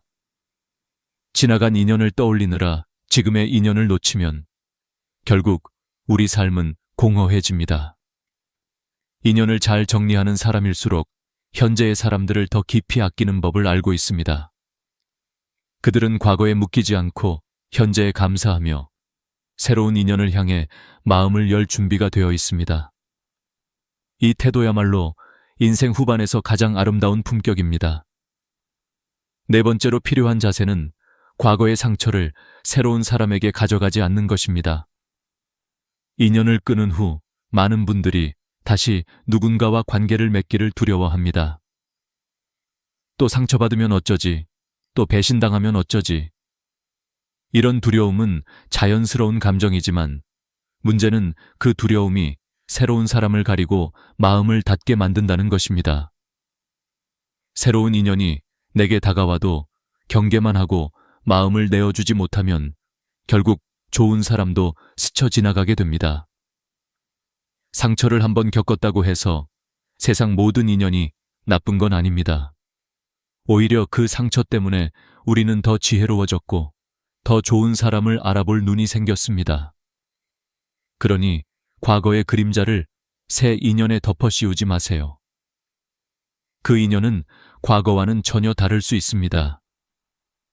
진짜 지혜는 상처를 버리는 것이 아니라 상처를 넘어서는 것입니다. 다섯 번째로 중요한 건 자신을 위해 시간을 비워두는 것입니다. 관계를 정리한 뒤에는 무언가를 채우려고 서둘 필요가 없습니다. 오히려 잠시 쉬어야 합니다. 산도 가지치기를 제대로 해야 다시 건강하게 자라듯이 사람도 관계를 정리한 뒤엔 마음을 재정비하는 시간이 필요합니다. 나이가 들수록 이 과정은 더 중요합니다. 왜냐하면 인생 후반의 관계는 하루하루를 함께 보내는 사람들의 질에 따라 삶의 행복도가 크게 달라지기 때문입니다. 마음을 비워두고 쉬어야 좋은 인연이 들어올 공간이 생깁니다. 마음이 상처로 가득 차 있다면 아무리 좋은 사람이 와도 그 따뜻함을 느끼기 어렵습니다. 그러니 잠시 멈추고 쉬고 내 마음을 깨끗하게 해주세요. 그 시간이 길어질수록 당신의 다음 인연은 더 깊고 더 단단해집니다. 그리고 마지막으로 기억해야 할 건 정리된 인연을 후회하지 않는 태도입니다. 어떤 인연이든 끝이 났다는 건 결국 그 인연이 더 이상 내 삶을 건강하게 만들지 못했다는 뜻입니다. 관계는 억지로 유지한다고 유지되는 게 아닙니다. 서로의 마음이 닿지 않으면 결국 자연스럽게 갈라지게 되어 있습니다. 그 끝을 억지로 되돌리려 하지 마세요. 이별이 끝이 아니라 새로운 인연을 향한 시작일 수 있습니다. 인연을 떠나보내는 용기를 가진 사람만이 새로운 인연을 맞이할 자격이 있습니다. 과거의 관계에 머물러 있으면 인생이 멈춰버리지만 떠난 인연을 놓아주면 새로운 길이 열립니다. 그래서 저는 이렇게 말씀드리고 싶습니다. 정리된 인연을 후회하지 마세요. 그 인연은 당신을 더 단단한 사람으로 만들었고 당신은 이제 더 좋은 인연을 만날 준비가 되어 있습니다. 이제 우리는 관계를 끊은 뒤 어떻게 마음을 회복해야 하는지 알게 되었습니다. 그렇다면 다음 질문은 이것입니다. 앞으로 어떤 인연을 선택해야 할까? 이제 그 이야기를 이어가겠습니다. 관계를 정리한 뒤 마음을 회복하고 나면 자연스럽게 이런 질문이 떠오릅니다. 그렇다면 앞으로 어떤 인연을 선택해야 할까? 이 질문은 단순히 새로운 사람을 만나고 싶다는 뜻이 아닙니다. 이제는 남은 생을 어떤 사람들과 함께 보낼지가 그 사람의 삶 전체를 좌우한다는 사실을 알기 때문입니다. 나이가 들수록 인간관계는 넓어지는 것이 아니라 깊어지고 숫자가 아니라 질이 인생의 행복을 결정합니다. 그래서 인생 후반에는 인연을 선택할 수 있는 기준이 필요합니다. 무조건 다 받아들이는 시대는 끝났습니다. 이제는 곁에 두어야 할 사람과 거리를 둬야 할 사람을 지혜롭게 구별해야 합니다. 첫 번째 기준은 나를 편안하게 하는 사람인가? 입니다. 사람과 만나고 나서 오히려 더 피곤해지고 괜히 마음이 가라앉고 집에 돌아오면 한숨부터 나오는 사람이라면 그 인연은 오래 갈수록 나를 소모시키는 관계입니다. 편안함이란 게 별 특별한 감정이 아닙니다. 괜히 말투를 꾸밀 필요도 없고 내 행동을 설명할 필요도 없고 침묵이 어색하지 않고 같은 공간에 있어도 부담이 없는 상태. 그런 사람이 진짜 좋은 인연입니다. 심리학에서도 인간관계의 가장 중요한 척도는 정서 안정감이라고 말합니다. 아무리 대단한 사람도, 아무리 유능한 사람도 나를 불안하게 만들면 오래 곁에 둘 이유가 없습니다. 반대로 편안함을 주는 사람은 삶 전체를 부드럽게 만들고 내 마음을 단단하게 지켜줍니다. 두 번째 기준은 내 감정을 소중히 다룰 줄 아는 사람인가 하는 것입니다. 우리는 평생을 살아도 감정을 잘 다루지 못할 때가 많습니다. 그런데 누군가 내 감정을 가볍게 여긴다면 그 인연은 오래 갈수록 상처가 깊어집니다. 예를 들어 내가 힘든 이야기를 꺼냈을 때 그게 뭐가 힘들어? 라고 말하는 사람. 내 기쁨을 나눴을 때 그 정도는 누구나 해 라고 축소시키는 사람. 혹은 내가 상처받았다고 말했을 때 그걸 왜 신경 써? 라고 넘겨버리는 사람. 이런 사람은 평소에는 괜찮아 보이지만 결국 내 마음을 지치게 만듭니다. 나이가 들수록 감정은 더 섬세해지고 더 값진 것입니다. 내 감정을 존중해주는 사람을 곁에 두고 내 감정을 가볍게 취급하는 사람과는 거리를 두는 것이 인생을 지키는 법입니다. 감정을 이해받는 순간 우리는 다시 살아갈 힘을 얻습니다. 세 번째 기준은 내 삶을 더 나은 방향으로 끌어주는 사람인가? 입니다. 좋은 인연은 화려한 말이나 겉보기의 따뜻함이 아닙니다. 오히려 아주 작은 변화 속에 숨어 있습니다. 예를 들어, 그 사람과 대화하고 나면 괜히 더 부지런해지고 싶고, 마음이 조금 밝아지고, 나도 모르게 웃음이 나오고, 혹은 오랫동안 미루던 일을 다시 해보고 싶어집니다. 이런 사람은 내 삶의 방향을 부드럽게 위로 끌어줍니다. 반대로 어떤 사람은 늘 비교하고 깎아내리고 의욕을 잃게 만드는 말을 무심히 던집니다. 그런 사람과 오래 있을수록 인생은 무거워지고 마음은 어두워집니다. 진짜 좋은 인연은 나를 성장하게 하고 삶을 맑게 해줍니다. 특히 인생 후반에는 나를 끌어주는 인연과 가까이 해야 합니다. 그 인연이 마지막까지 나를 지켜주는 힘이 됩니다. 네 번째 기준은 서로의 경계와 거리를 존중하는 사람인가? 입니다. 관계가 오래 지속되지 못하는 이유 중 상당수는 마음이 멀어서가 아니라 경계를 침범했기 때문입니다. 나이가 들수록 각자의 생활 방식, 가치관, 하루의 루틴이 확실히 자리 잡혀 있습니다. 그런데 어떤 사람은 그 경계를 무시합니다. 예고 없이 집 앞에 찾아오거나 사소한 일에도 지나치게 간섭하거나 나의 시간과 사생활을 당연한 것처럼 소비합니다. 이런 인연은 시간이 갈수록 불편함만 커집니다. 반대로 거리를 지켜주는 사람은 오히려 더 깊게 오래 갑니다. 필요할 때는 도와주지만 불필요할 때는 건드리지 않는 사람. 말이 많은 대신 마음을 존중해주는 사람. 그런 관계가 성숙한 인연입니다. 한 어르신은 이렇게 말씀하셨습니다. 잘해주는 사람보다 내 공간을 지켜주는 사람이 더 귀한 인연이다. 이 말은 관계의 본질을 꿰뚫고 있습니다. 다섯 번째 기준은 내 마음이 작아지지 않는 사람인가 하는 것입니다. 사람은 누구와 함께 있느냐에 따라 표정이 달라지고 말투가 달라지고 심지어 삶의 방향까지 달라집니다. 어떤 관계는 나를 크게 만들고 어떤 관계는 나를 작아지게 만듭니다.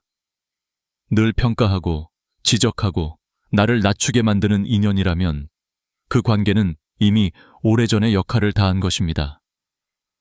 반대로 작은 것에도 칭찬해주고 내가 한 노력을 인정해주고 나를 있는 그대로 바라봐주는 사람은 마음을 키워줍니다. 그 사람 앞에서는 굳이 잘난 척하지 않아도 되고 실패를 말해도 부끄럽지 않고 약해진 모습을 드러내도 괜찮습니다. 이런 인연이 진짜 평생 인연입니다. 그리고 무엇보다 중요한 건 나 자신도 그런 사람이 되어야 한다는 것입니다. 좋은 인연은 스스로 만드는 것입니다. 6번째 기준은 가치관이 맞는가? 입니다. 젊을 땐 유머나 취향 같은 겉모습의 공통점이 관계를 이어갑니다. 하지만 나이가 들면 관계를 오래 지탱하는 힘은 생활의 가치관입니다. 예를 들어 돈에 대한 태도, 세상에 대한 시선, 사람을 대하는 방식, 갈등을 해결하는 태도. 이런 가치관이 너무 다르면 작은 문제도 크게 부딪히게 됩니다. 반대로 가치관이 맞는 사람과는 같은 방향을 보며 걷게 됩니다. 대단한 대화가 없어도 서로의 마음이 편하고 함께 시간을 보내는 것만으로 삶이 안정됩니다. 가치관이 맞는 인연은 늦게 만날수록 더 소중합니다. 그런 사람은 인생의 속도를 맞춰주는 평생 동행자가 되기 때문입니다. 인연 선택의 기준은 결코 화려할 필요가 없습니다. 결국 중요한 건 단 한 가지입니다. 그 인연이 나를 더 나은 사람으로 만들고 있는가? 이 기준 하나만 잘 지켜도 앞으로의 관계는 훨씬 단단하고 따뜻해질 것입니다. 그리고 이제 어떤 인연을 선택했든 간에 결국 마지막에 중요한 건 어떻게 그 인연을 지켜가느냐입니다. 이제 다음 단계로 넘어가겠습니다. 좋은 인연을 선택하는 눈이 생겼다면 이제 마지막으로 남은 과제는 그 소중한 인연을 어떻게 지켜갈 것인가입니다. 나이가 들수록 관계는 얻는 것보다 지키는 것이 훨씬 더 어렵습니다. 젊을 때는 자주 만나고 자주 웃고 오해가 생겨도 금방 풀렸습니다. 하지만 인생 후반의 인연은 관리하지 않으면 금세 멀어지고 마음을 쓰지 않으면 어느새 관계가 식어버립니다. 그래서 우리는 지금부터 남아있는 인연들을 어떻게 품고 어떻게 따뜻하게 이어갈지에 대한 지혜를 배워야 합니다. 인생의 마지막 품격은 결국 관계에서 결정됩니다. 사람과의 관계가 무너지면 마음도 무너지고 관계가 따뜻하면 삶도 따뜻해집니다. 먼저, 좋은 인연을 지키는 첫 번째 방법은 작은 안부의 힘을 잊지 않는 것입니다. 나이가 들면 자주 만나기 어려워지고 약속 횟수도 줄어듭니다. 하지만 그 대신 짧은 안부 하나가 관계를 오래 지켜줍니다. 잘 지내시죠? 오늘은 건강이 어떠세요?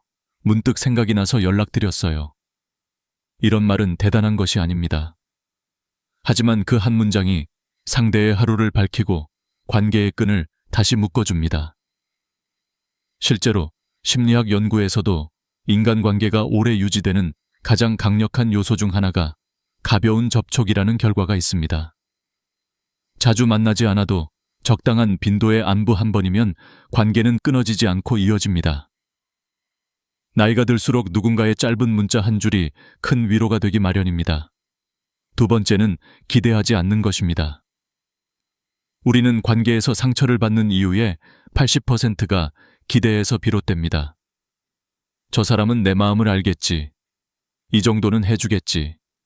이럴 때는 도와줘야 하는 거 아닌가? 이런 마음이 쌓일수록 서운함이 따라옵니다. 기대는 상대를 묶는 것이 아니라 나 자신을 고통스럽게 만드는 감정입니다. 그래서 인생의 후반에는 기대보다 감사를 중심에 둬야 합니다. 누군가가 연락을 주면 고마운 마음으로, 작은 배려라도 받으면 과하게 감사하는 마음으로. 이런 태도를 가진 사람은 오래도록 주변에 사랑받습니다.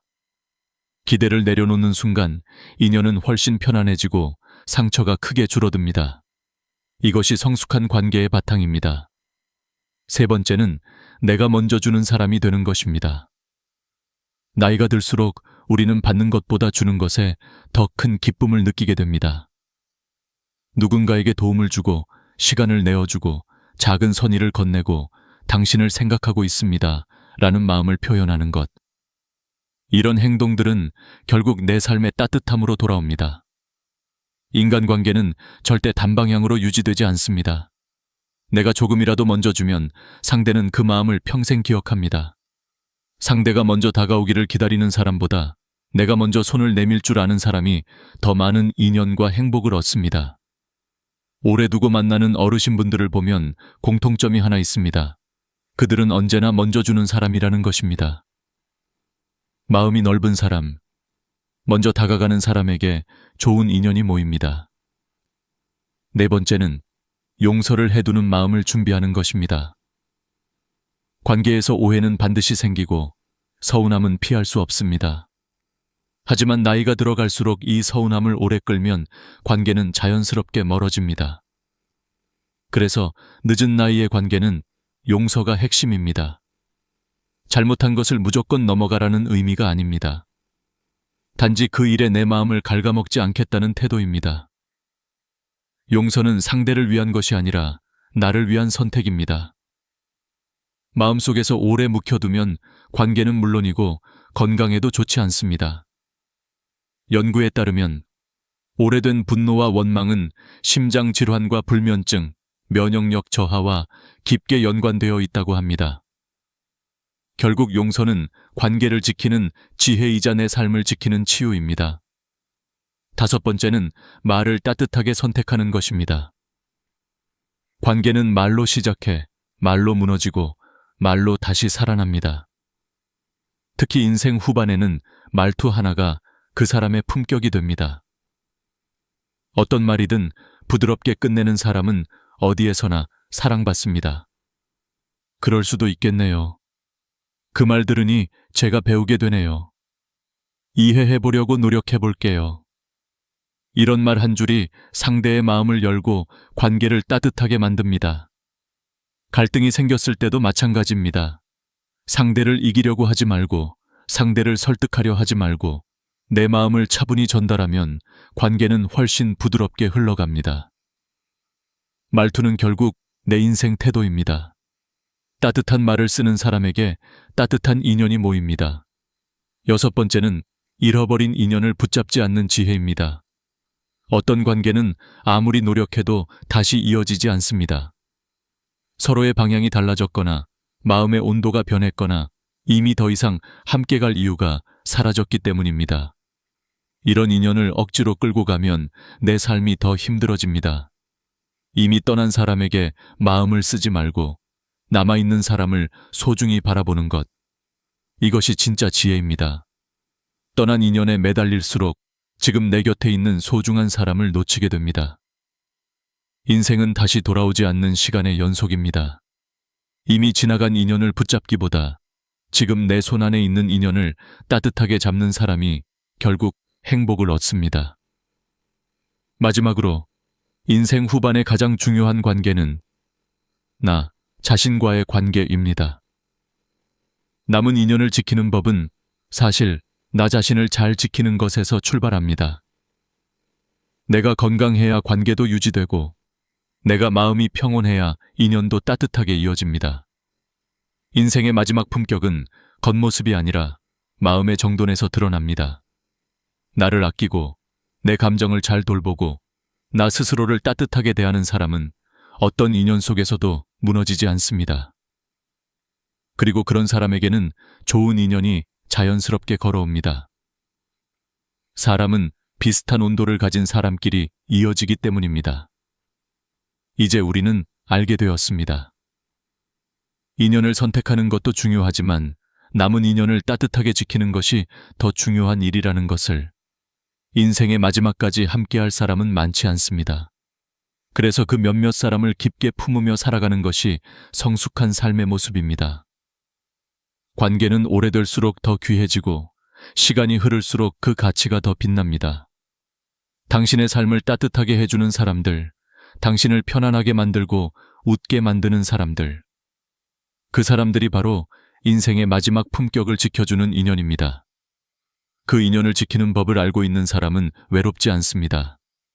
삶의 마지막 순간까지 마음이 따뜻합니다. 오늘의 이야기를 끝으로 이제 당신의 인생에서 새로운 인연이 시작되기를 바랍니다. 떠날 인연은 품격 있게 떠나보내고 남아있는 인연은 따뜻하게 품어주세요. 그리고 무엇보다 당신 자신의 마음도 사랑해주세요. 그 마음이 당신의 삶을 더 깊고 고귀하게 만들어줄 것입니다. 나이가 이른이 넘으면 이제 뭐 특별한 걸 할 힘도 없고 하루하루 흘러가는 대로 살아야 한다고들 말합니다.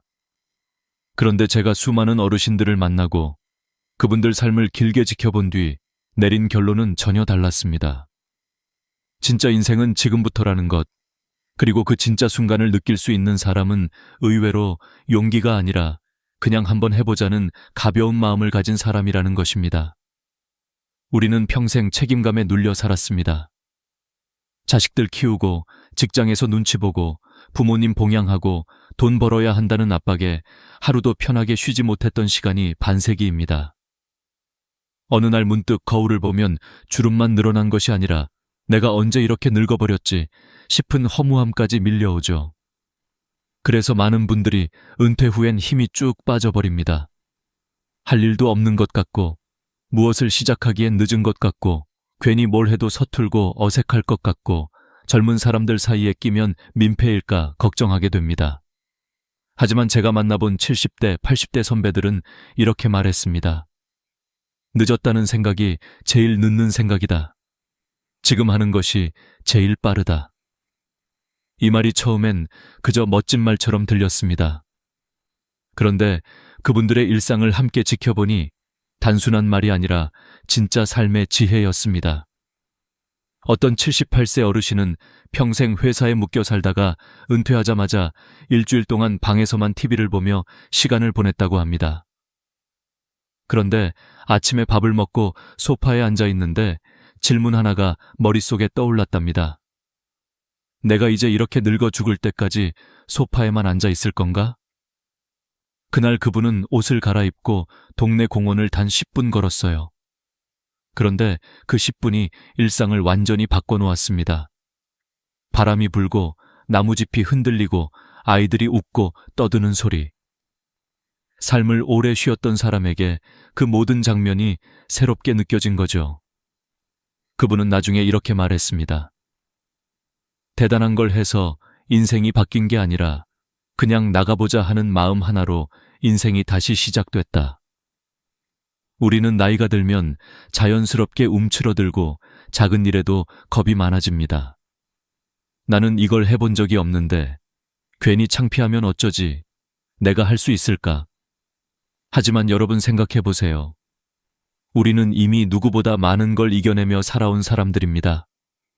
가난도 버텨냈고 전쟁 같은 사회 변화도 견뎌냈고 자식 키우느라 잠 한숨 못 자고 살던 시절도 지나왔습니다.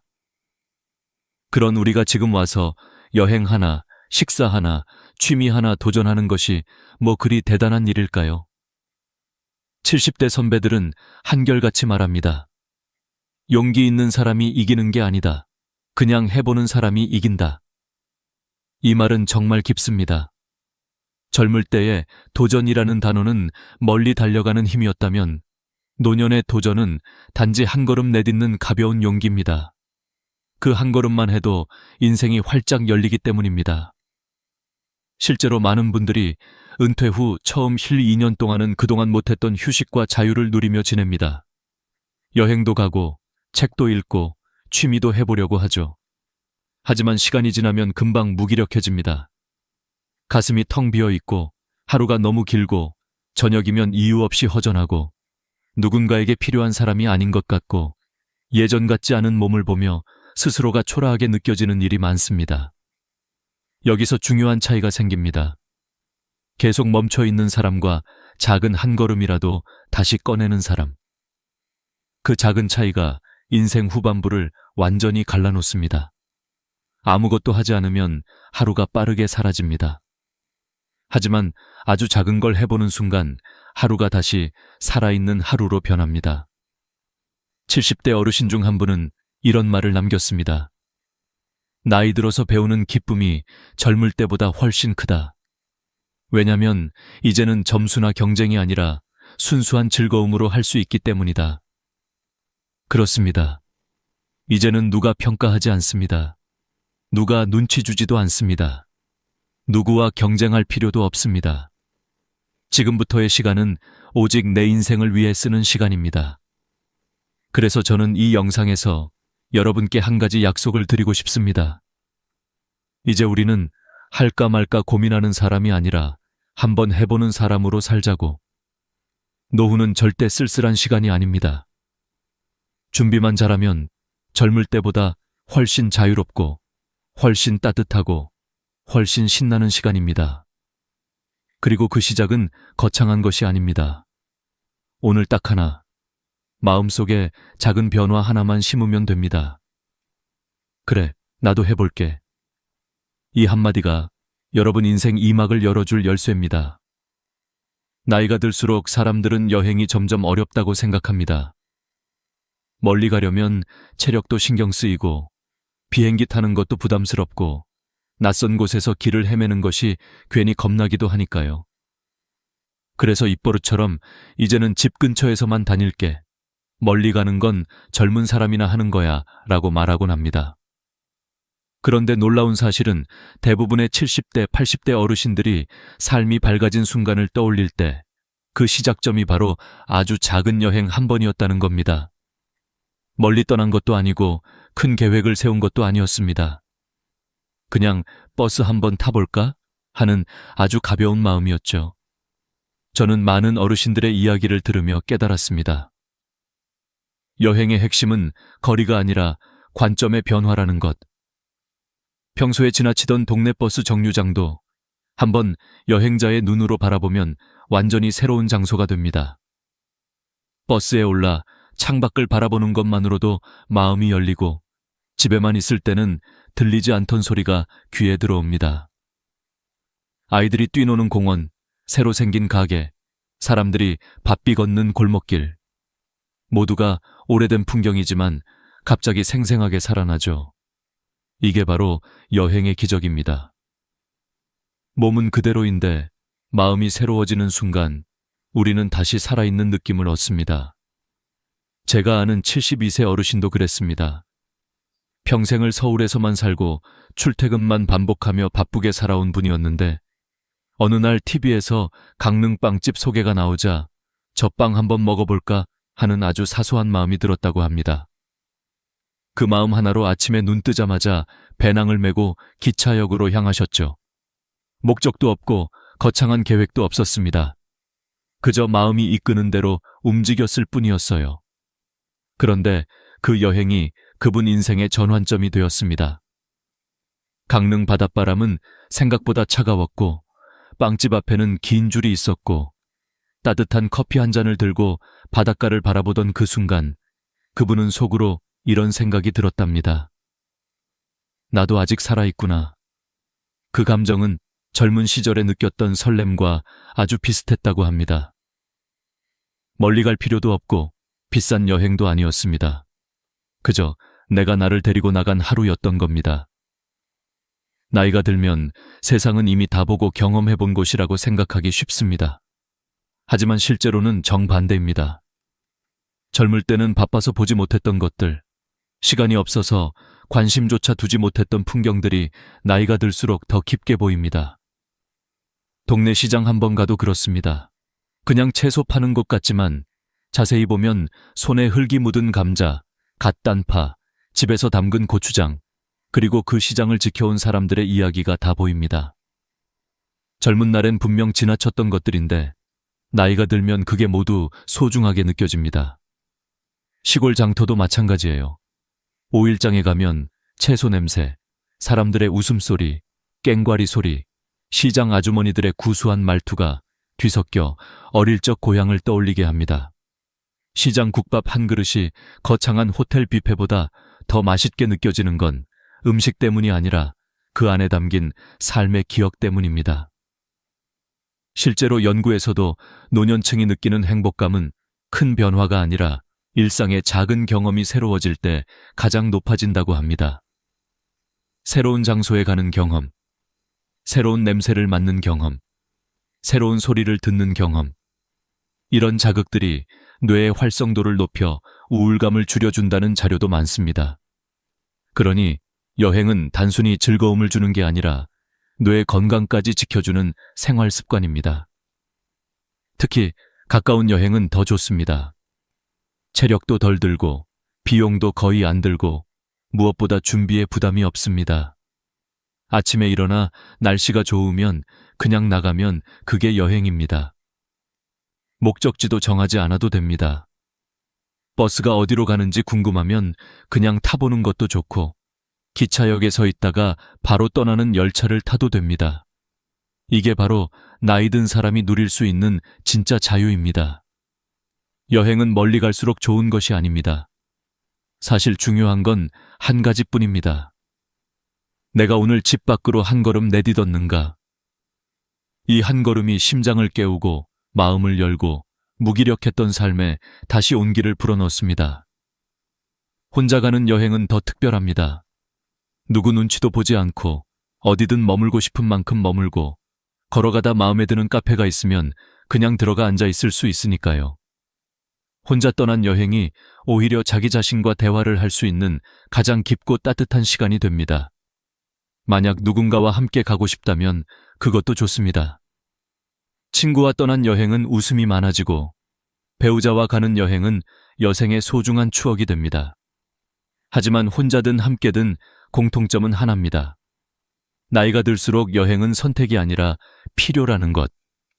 왜냐하면 여행은 삶에 활력을 주고 새로운 자극을 주고 내가 아직 여러 감정을 느낄 수 있는 사람이라는 걸 다시 확인시키기 때문입니다. 그러니 여러분, 내일 달력에 하루를 표시해 두세요. 그날은 여행하는 날입니다. 멀리 가지 않아도 됩니다. 집 근처라도 됩니다. 중요한 건 내가 지금부터 다시 살기 시작한다는 마음입니다.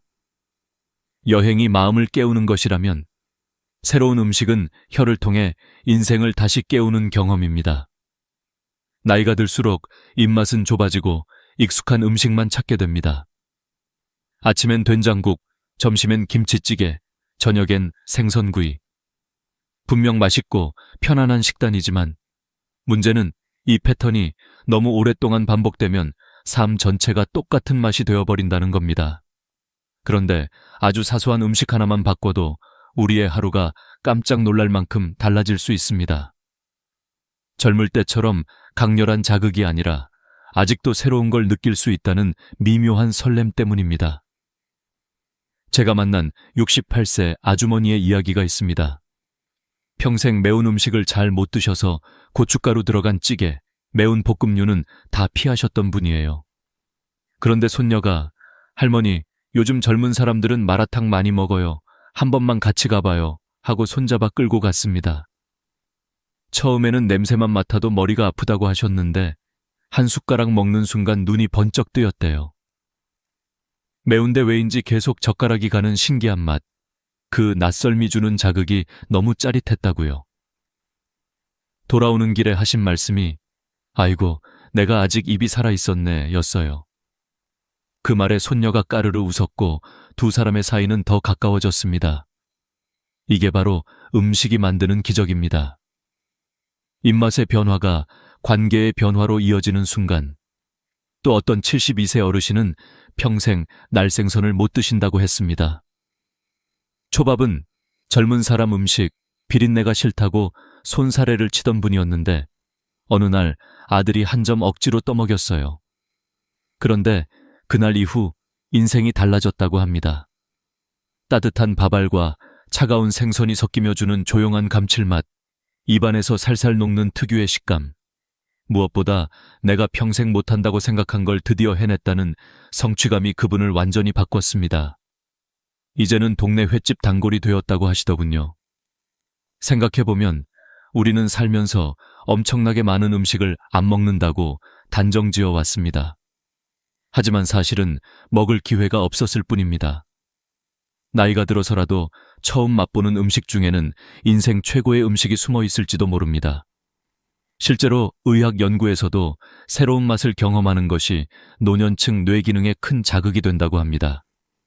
낯선 향, 새로운 식감, 처음 느끼는 조화, 이런 요소들이 뇌의 기억 회로와 감각 회로를 강하게 활성화시키기 때문이죠.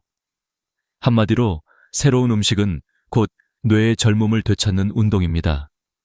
특히 제철 음식은 더 깊은 감동을 줍니다. 봄에는 달래와 두릅의 쌉싸름한 향, 여름엔 옥수수와 참외의 달콤함, 가을엔 전어와 밤의 고소함, 겨울엔 굴과 곶감의 깊은 풍미. 이 계절 음식들을 제대로 먹으면 계절이 더 풍성하게 느껴지고 삶의 속도가 부드럽게 조절됩니다. 나이 들수록 시간의 흐름이 빨라지는데 제철 음식을 맛보면 마치 계절을 손으로 붙잡는 느낌이 들어요. 해외 음식도 크게 다르지 않습니다. 예전에는 낯설고 어렵게 느껴졌던 음식들, 베트남 쌀국수, 태국 팟타이, 이탈리안 파스타, 이제는 동네 식당에서도 쉽게 맛볼 수 있습니다. 한 번만 도전해보면 의외로 담백하고 깔끔해서 나이든 분들의 입에도 잘 맞습니다. 국물이 시원한 쌀국수는 위에 부담도 없고 향이 은은한 파스타는 소화도 잘 됩니다. 심지어 어느 70대 어르신은 인도 커리에 빠져 일주일에 한 번씩 꼭 드신다는 분도 계세요. 이처럼 음식은 단순한 식사를 넘어 인생의 활력을 되찾는 작은 도전입니다. 입맛이 바뀌면 생각도 바뀌고, 생각이 바뀌면 하루가 새로워지고, 하루가 새로워지면 결국 인생이 다시 살아납니다. 그리고 음식 도전의 가장 큰 매력은 매일 할 수 있다는 것입니다. 여행은 자주 못 가도 음식은 하루 3번 기회가 있습니다. 심지어 편의점에서 샌드위치 하나 바꿔 먹는 것만으로도 기분이 확 달라질 수 있습니다. 카페에서 아메리카노 대신 라떼 한 잔 마셔보는 것도 작은 여행입니다. 제가 진심으로 추천드리고 싶은 건 내일 점심에는 평소 먹지 않던 음식 한 가지를 시도해보세요. 거창할 필요 없습니다.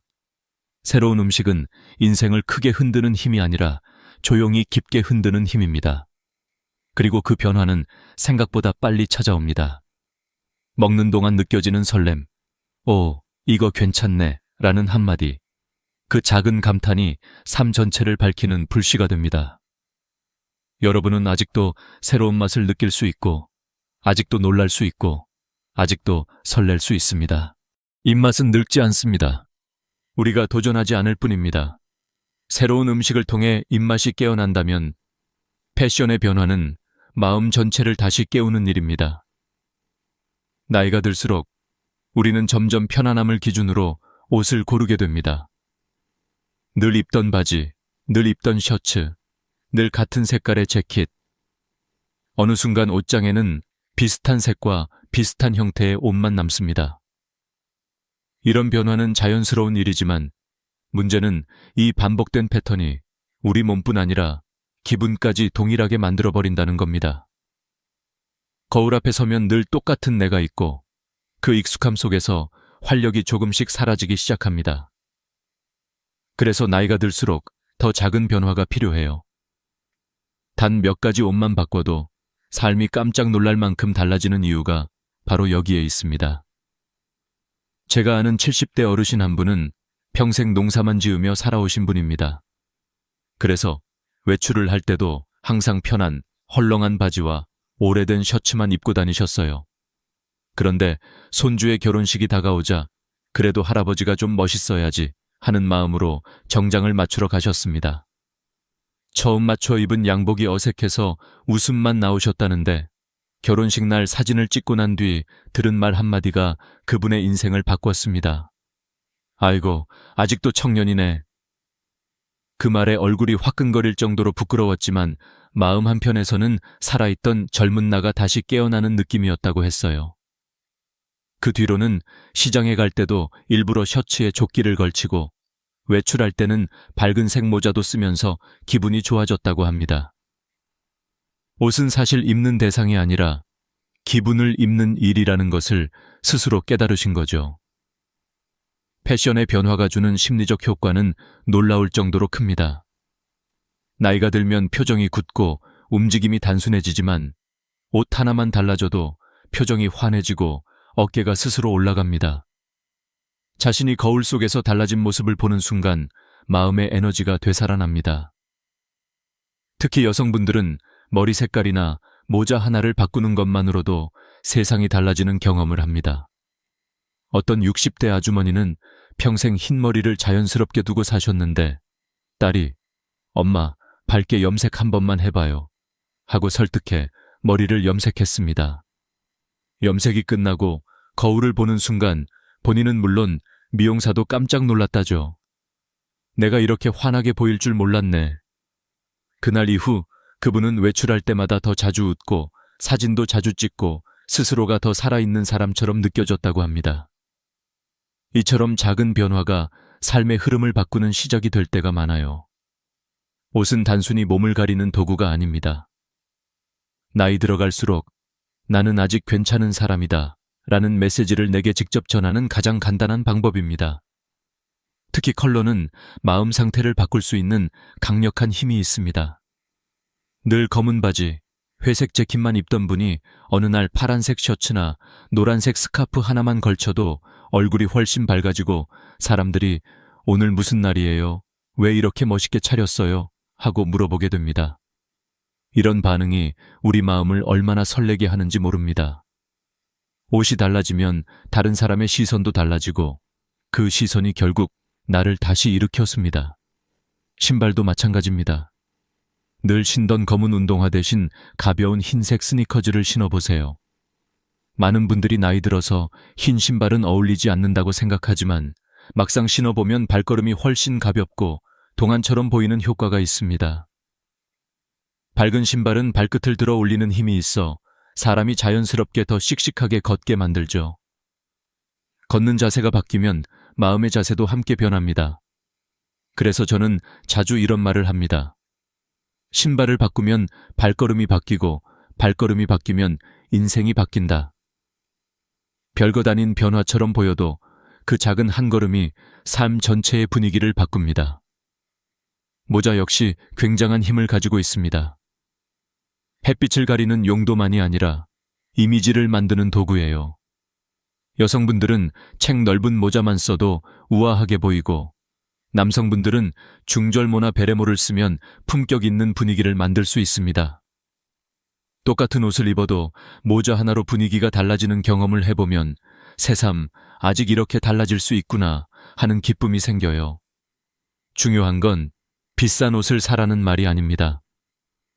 시장에서 1만 원짜리 셔츠 하나만 사도 심지어 옷장에서 몇 년째 입지 않던 옷을 다시 꺼내 입는 것만으로도 충분합니다. 우리가 평소 너무 튄다고 생각하며 아껴만 두었던 옷이 사실은 지금의 나에게 딱 맞는 변화를 줄 수도 있어요. 옷은 나이가 아니라 태도입니다. 그리고 태도는 나이를 이깁니다. 나이 들수록 우리는 스스로를 나이가 든 사람처럼 대하려는 경향이 생깁니다. 편한 것만 찾고 튀지 않는 것만 고르고 새로운 것을 피하려 하죠. 하지만 진짜 멋은 나이를 감추는 게 아니라 나이와 함께 더 빛나는 겁니다. 옷은 그 길을 열어주는 가장 쉽고 빠른 도구입니다. 옷 하나가 바뀌면 마음이 바뀌고, 마음이 바뀌면 행동이 바뀌고, 행동이 바뀌면 인생이 바뀝니다. 여러분, 내일 아침 거울 앞에서 옷장을 한번 열어보세요. 지난 1년 동안 한 번도 안 입은 옷이 있다면 그게 바로 내일 입어야 할 옷입니다. 너무 튀는 거 아니야 라는 생각이 들면 더더욱 입어야 할 옷입니다. 그 순간 거울 속 내가 달라지고 그 달라진 내가 하루를 바꾸고 그 하루가 다시 내 인생을 바꿉니다. 나이 들었다고 해서 새로운 멋을 포기할 필요는 전혀 없습니다. 오히려 지금이야말로 다시 멋져질 시기입니다. 옷은 우리 삶을 가볍게 만들고 우리의 표정을 밝게 하고 우리 마음을 다시 살아있게 만듭니다. 오늘의 내가 어제와 다르다는 것, 그것만으로도 인생은 충분히 아름답습니다. 이제 옷차림으로 마음이 환해졌다면 이번에는 마음 깊은 곳에서부터 다시 뛰게 만드는 것이 필요합니다. 그게 바로 취미입니다. 많은 분들이 나이가 들면 새로운 것을 배우는 게 어렵다고 생각해요. 이 나이에 내가 뭘 해? 배워도 금방 잊어버릴 텐데 창피하면 어떡하지? 이런 생각이 앞서죠. 하지만 저는 분명하게 말씀드립니다. 나이 들어서 배우는 취미는 젊을 때 배우는 취미보다 훨씬 더 아름답습니다. 왜냐하면 지금은 누가 시켜서 배우는 것이 아니라 오직 내가 하고 싶어서 배우는 시간이기 때문입니다. 이 순수한 동기만큼 기쁜 일이 또 없어요. 처음 하는 게 주는 설렘, 그 조금의 두려움, 해낼 때의 뿌듯함. 이 세 가지는 나이가 들어도 절대 사라지지 않는 감정이고 오히려 나이 들수록 더 깊고 진하게 다가옵니다. 제가 아는 68세 할머니 한 분은 은퇴 후 집안일만 하다 보니 어느 날 갑자기 마음이 너무 공허했다고 합니다. 아침에 일어나도 할 일이 없고 점심을 먹고 나서도 텅 빈 시간이 이어지니 머리는 멍하고 마음은 자꾸만 가라앉았대요. 그러다 어느 날 동네 주민센터에서 우쿨렐레 교실 개강이라는 문구를 보셨다고 합니다.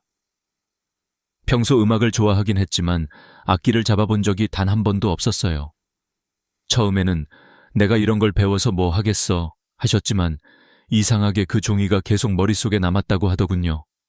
결국 다음 날 살짝 떨리는 마음으로 수업에 등록하셨답니다. 첫날 우쿨렐레를 잡았을 때 손가락이 뜻대로 움직이지 않아 이상한 소리만 났지만 그 소리 때문에 오히려 더 웃음이 나고 재미가 생겼다고 하셨어요. 그리고 한 달 뒤 아리랑을 완주했을 때 그분은 그날 집에 돌아가면서 스스로에게 이렇게 말했다고 합니다. 내가 아직도 뭔가를 해낼 수 있는 사람이구나. 그것이 취미가 주는 기적 같은 순간입니다. 그림도 마찬가지입니다. 그림은 잘 그리고 못 그리고가 중요하지 않아요. 물감 몇 방울 떨어뜨리고 붓으로 쓱쓱 칠하는 그 과정 자체가 마음을 정리하고 위로합니다. 실제로 70대 아주머니 한 분은 우울증으로 힘들어하던 시기를 그림으로 극복하셨습니다. 꽃 한 송이를 그리면서, 과일 하나를 그리면서 마음이 차분해지고 슬픔이 줄어들더라고 하셨어요. 나중에는 작은 전시회에도 작품을 걸어 많은 사람들로부터 이 그림이 참 따뜻하네요 라는 칭찬을 들었죠. 그분은 그 순간 이렇게 느꼈다고 합니다. 나는 늙은 사람이 아니라 여전히 창조하는 사람이다. 얼마나 멋진 말입니까?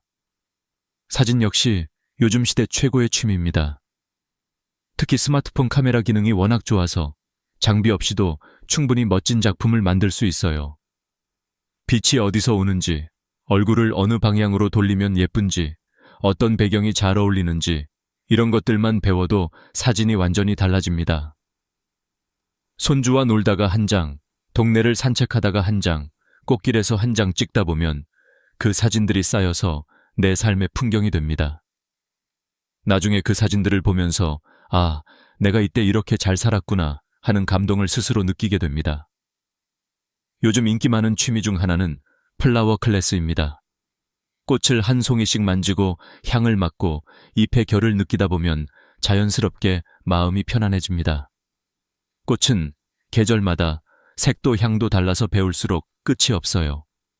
봄에는 프리지아, 여름에는 수국, 가을에는 국화, 겨울에는 동백. 계절에 따라 다른 꽃을 다루다 보면 내 삶도 사계절처럼 다채로워집니다. 집에 꽃 한 다발을 꽂아두면 방 안 전체가 밝아지고 그 꽃을 내가 직접 꾸몄다고 생각하면 하루가 더 특별해져요. 그리고 시대가 변하면서 요즘은 디지털 취미도 충분히 노년 취미가 될 수 있습니다. 많은 분들이 내 나이에 컴퓨터를 뭘 해? 라고 말하지만 사실 스마트폰 활용만 배워도 세상이 넓어집니다. 검색하는 법, 사진 자르는 법, 동영상 저장하는 법, 음악 찾는 법. 이런 사소한 것들을 배우는 것만으로도 나 자신이 훨씬 현대적이고 능력 있는 사람처럼 느껴집니다. 어떤 60대 아저씨는 주민센터에서 스마트폰 활용반을 들은 후 아주 작은 영상을 찍어 유튜브에 올리기 시작했어요. 처음에는 조회수가 몇 개 안 되었지만 댓글 하나가 달린 순간 그분은 완전히 다른 사람이 되었습니다. 와, 나도 누군가에게 영향을 줄 수 있구나. 이런 깨달음 하나가 하루를 바꾸고 인생을 다시 뛰게 만듭니다. 여러분, 취미는 단순히 시간을 보내는 행동이 아닙니다. 마음을 젊게 만드는 비밀이고 새로운 나를 발견하게 만드는 기회이며 나이 들어 잊어버린 설렘을 되찾는 통로입니다.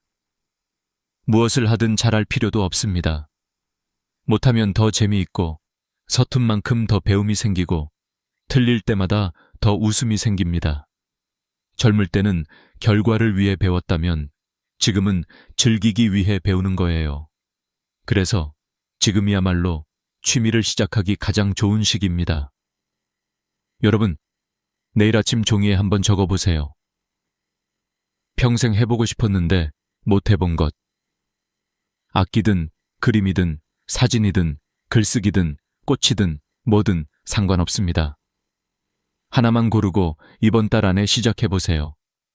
시작하는 순간 그 설렘이 여러분의 인생을 다시 뛰게 만들 겁니다. 취미는 단순한 여가가 아니라 노년을 반짝이게 하는 가장 깊고 가장 순한 보약입니다. 퇴직 후의 삶에서 우리가 가장 두려워하는 건 사실 돈도 건강도 아닙니다. 진짜 가장 무서운 적은 고독입니다. 눈에 보이지 않고 소리도 없지만 마음을 서서히 잠식하는 것이 바로 외로움이죠. 많은 70대 선배들이 이렇게 말합니다. 돈은 줄어들어도 다시 벌 수 있지만 마음이 무너지면 다시 일어서기가 훨씬 어렵다. 그래서 인생 후반전에서 가장 중요한 건 외로움과 잘 지내는 법을 배우는 것입니다. 특히 직장에 몰두하며 살아온 남성분들은 퇴직 후에 갑자기 모든 인간관계가 사라지는 충격을 더 크게 받습니다. 회사에서 늘 사람을 만나고 회의를 하고 보고서를 주고받고 점심을 함께 먹던 시간이 사라지고 나면 하루가 너무 길어집니다.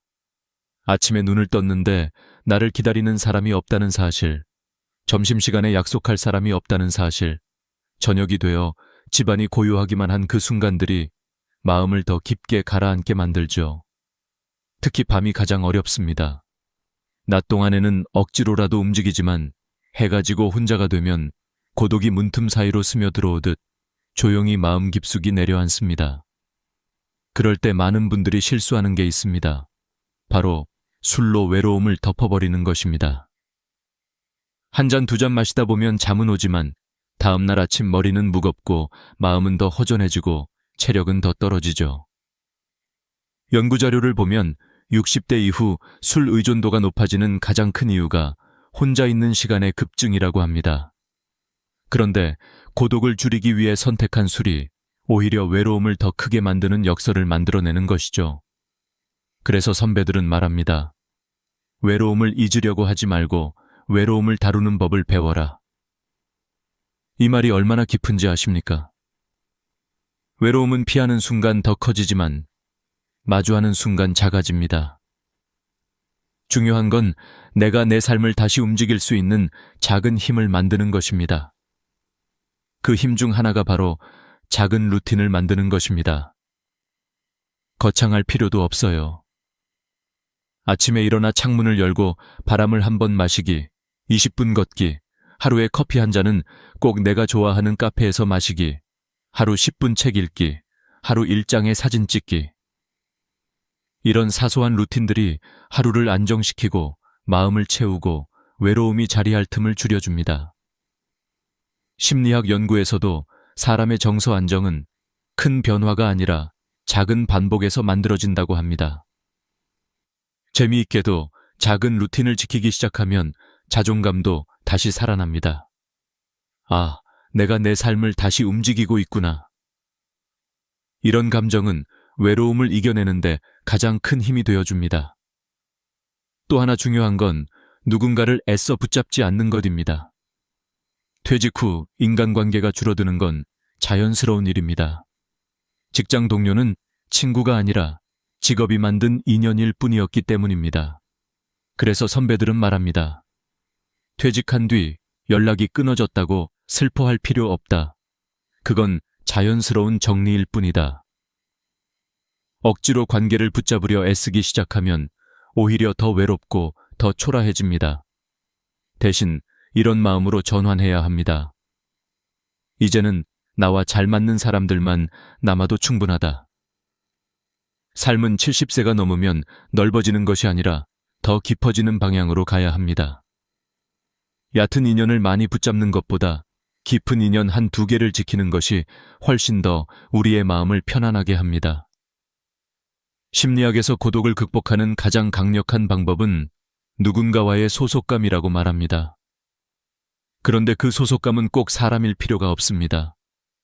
동네 산책 모임, 작은 독서 모임, 취미 모임, 지역 봉사, 주민센터 강좌, 이런 곳만 가도 사람들과 자연스럽게 이야기를 나누게 되고 그 작은 대화들이 내 마음을 환하게 밝히는 등불처럼 작동합니다. 70대 한 어르신은 이렇게 말했습니다. 나는 새 친구가 생긴 게 아니라 내 마음이 다시 열렸다. 결국 외로움을 이기는 건 사람의 수가 아니라 마음의 온도입니다. 마음이 닫혀 있으면 누구와 있어도 외롭고 마음이 열려 있으면 혼자 있어도 따뜻해집니다. 그리고 마지막으로 꼭 기억해야 할 것이 있습니다. 바로 내가 나를 더 좋은 사람으로 만들 책임을 갖는 것입니다. 퇴직 후의 시간은 남이 만들어주는 시간이 아니라 오롯이 내가 만들어가는 시간입니다.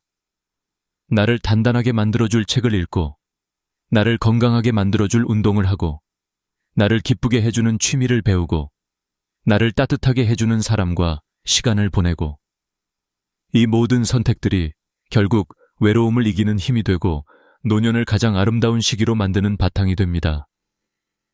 돈이 많아서 행복한 노년이 아니라 마음이 단단해서 행복한 노년입니다. 여러분, 인생은 60부터라는 말이 있습니다. 저는 조금 다르게 말하고 싶습니다. 인생은 내가 나를 다시 돌보기로 결심한 그 순간부터 다시 시작됩니다. 퇴직 후 길을 잃은 것 같아도 괜찮습니다. 누구나 처음 걷는 길이니까요. 하지만 한 걸음 한 걸음 내 속도로 걷다 보면 언젠가 마음이 편안해지고 외로움 대신 평온이 자리하게 됩니다. 지금 이 순간에도 여러분의 새로운 삶은 조용히 시작되고 있습니다. 여러분의 노년이 더 단단하고 더 따뜻하고 더 빛나는 시간으로 채워지길 바랍니다.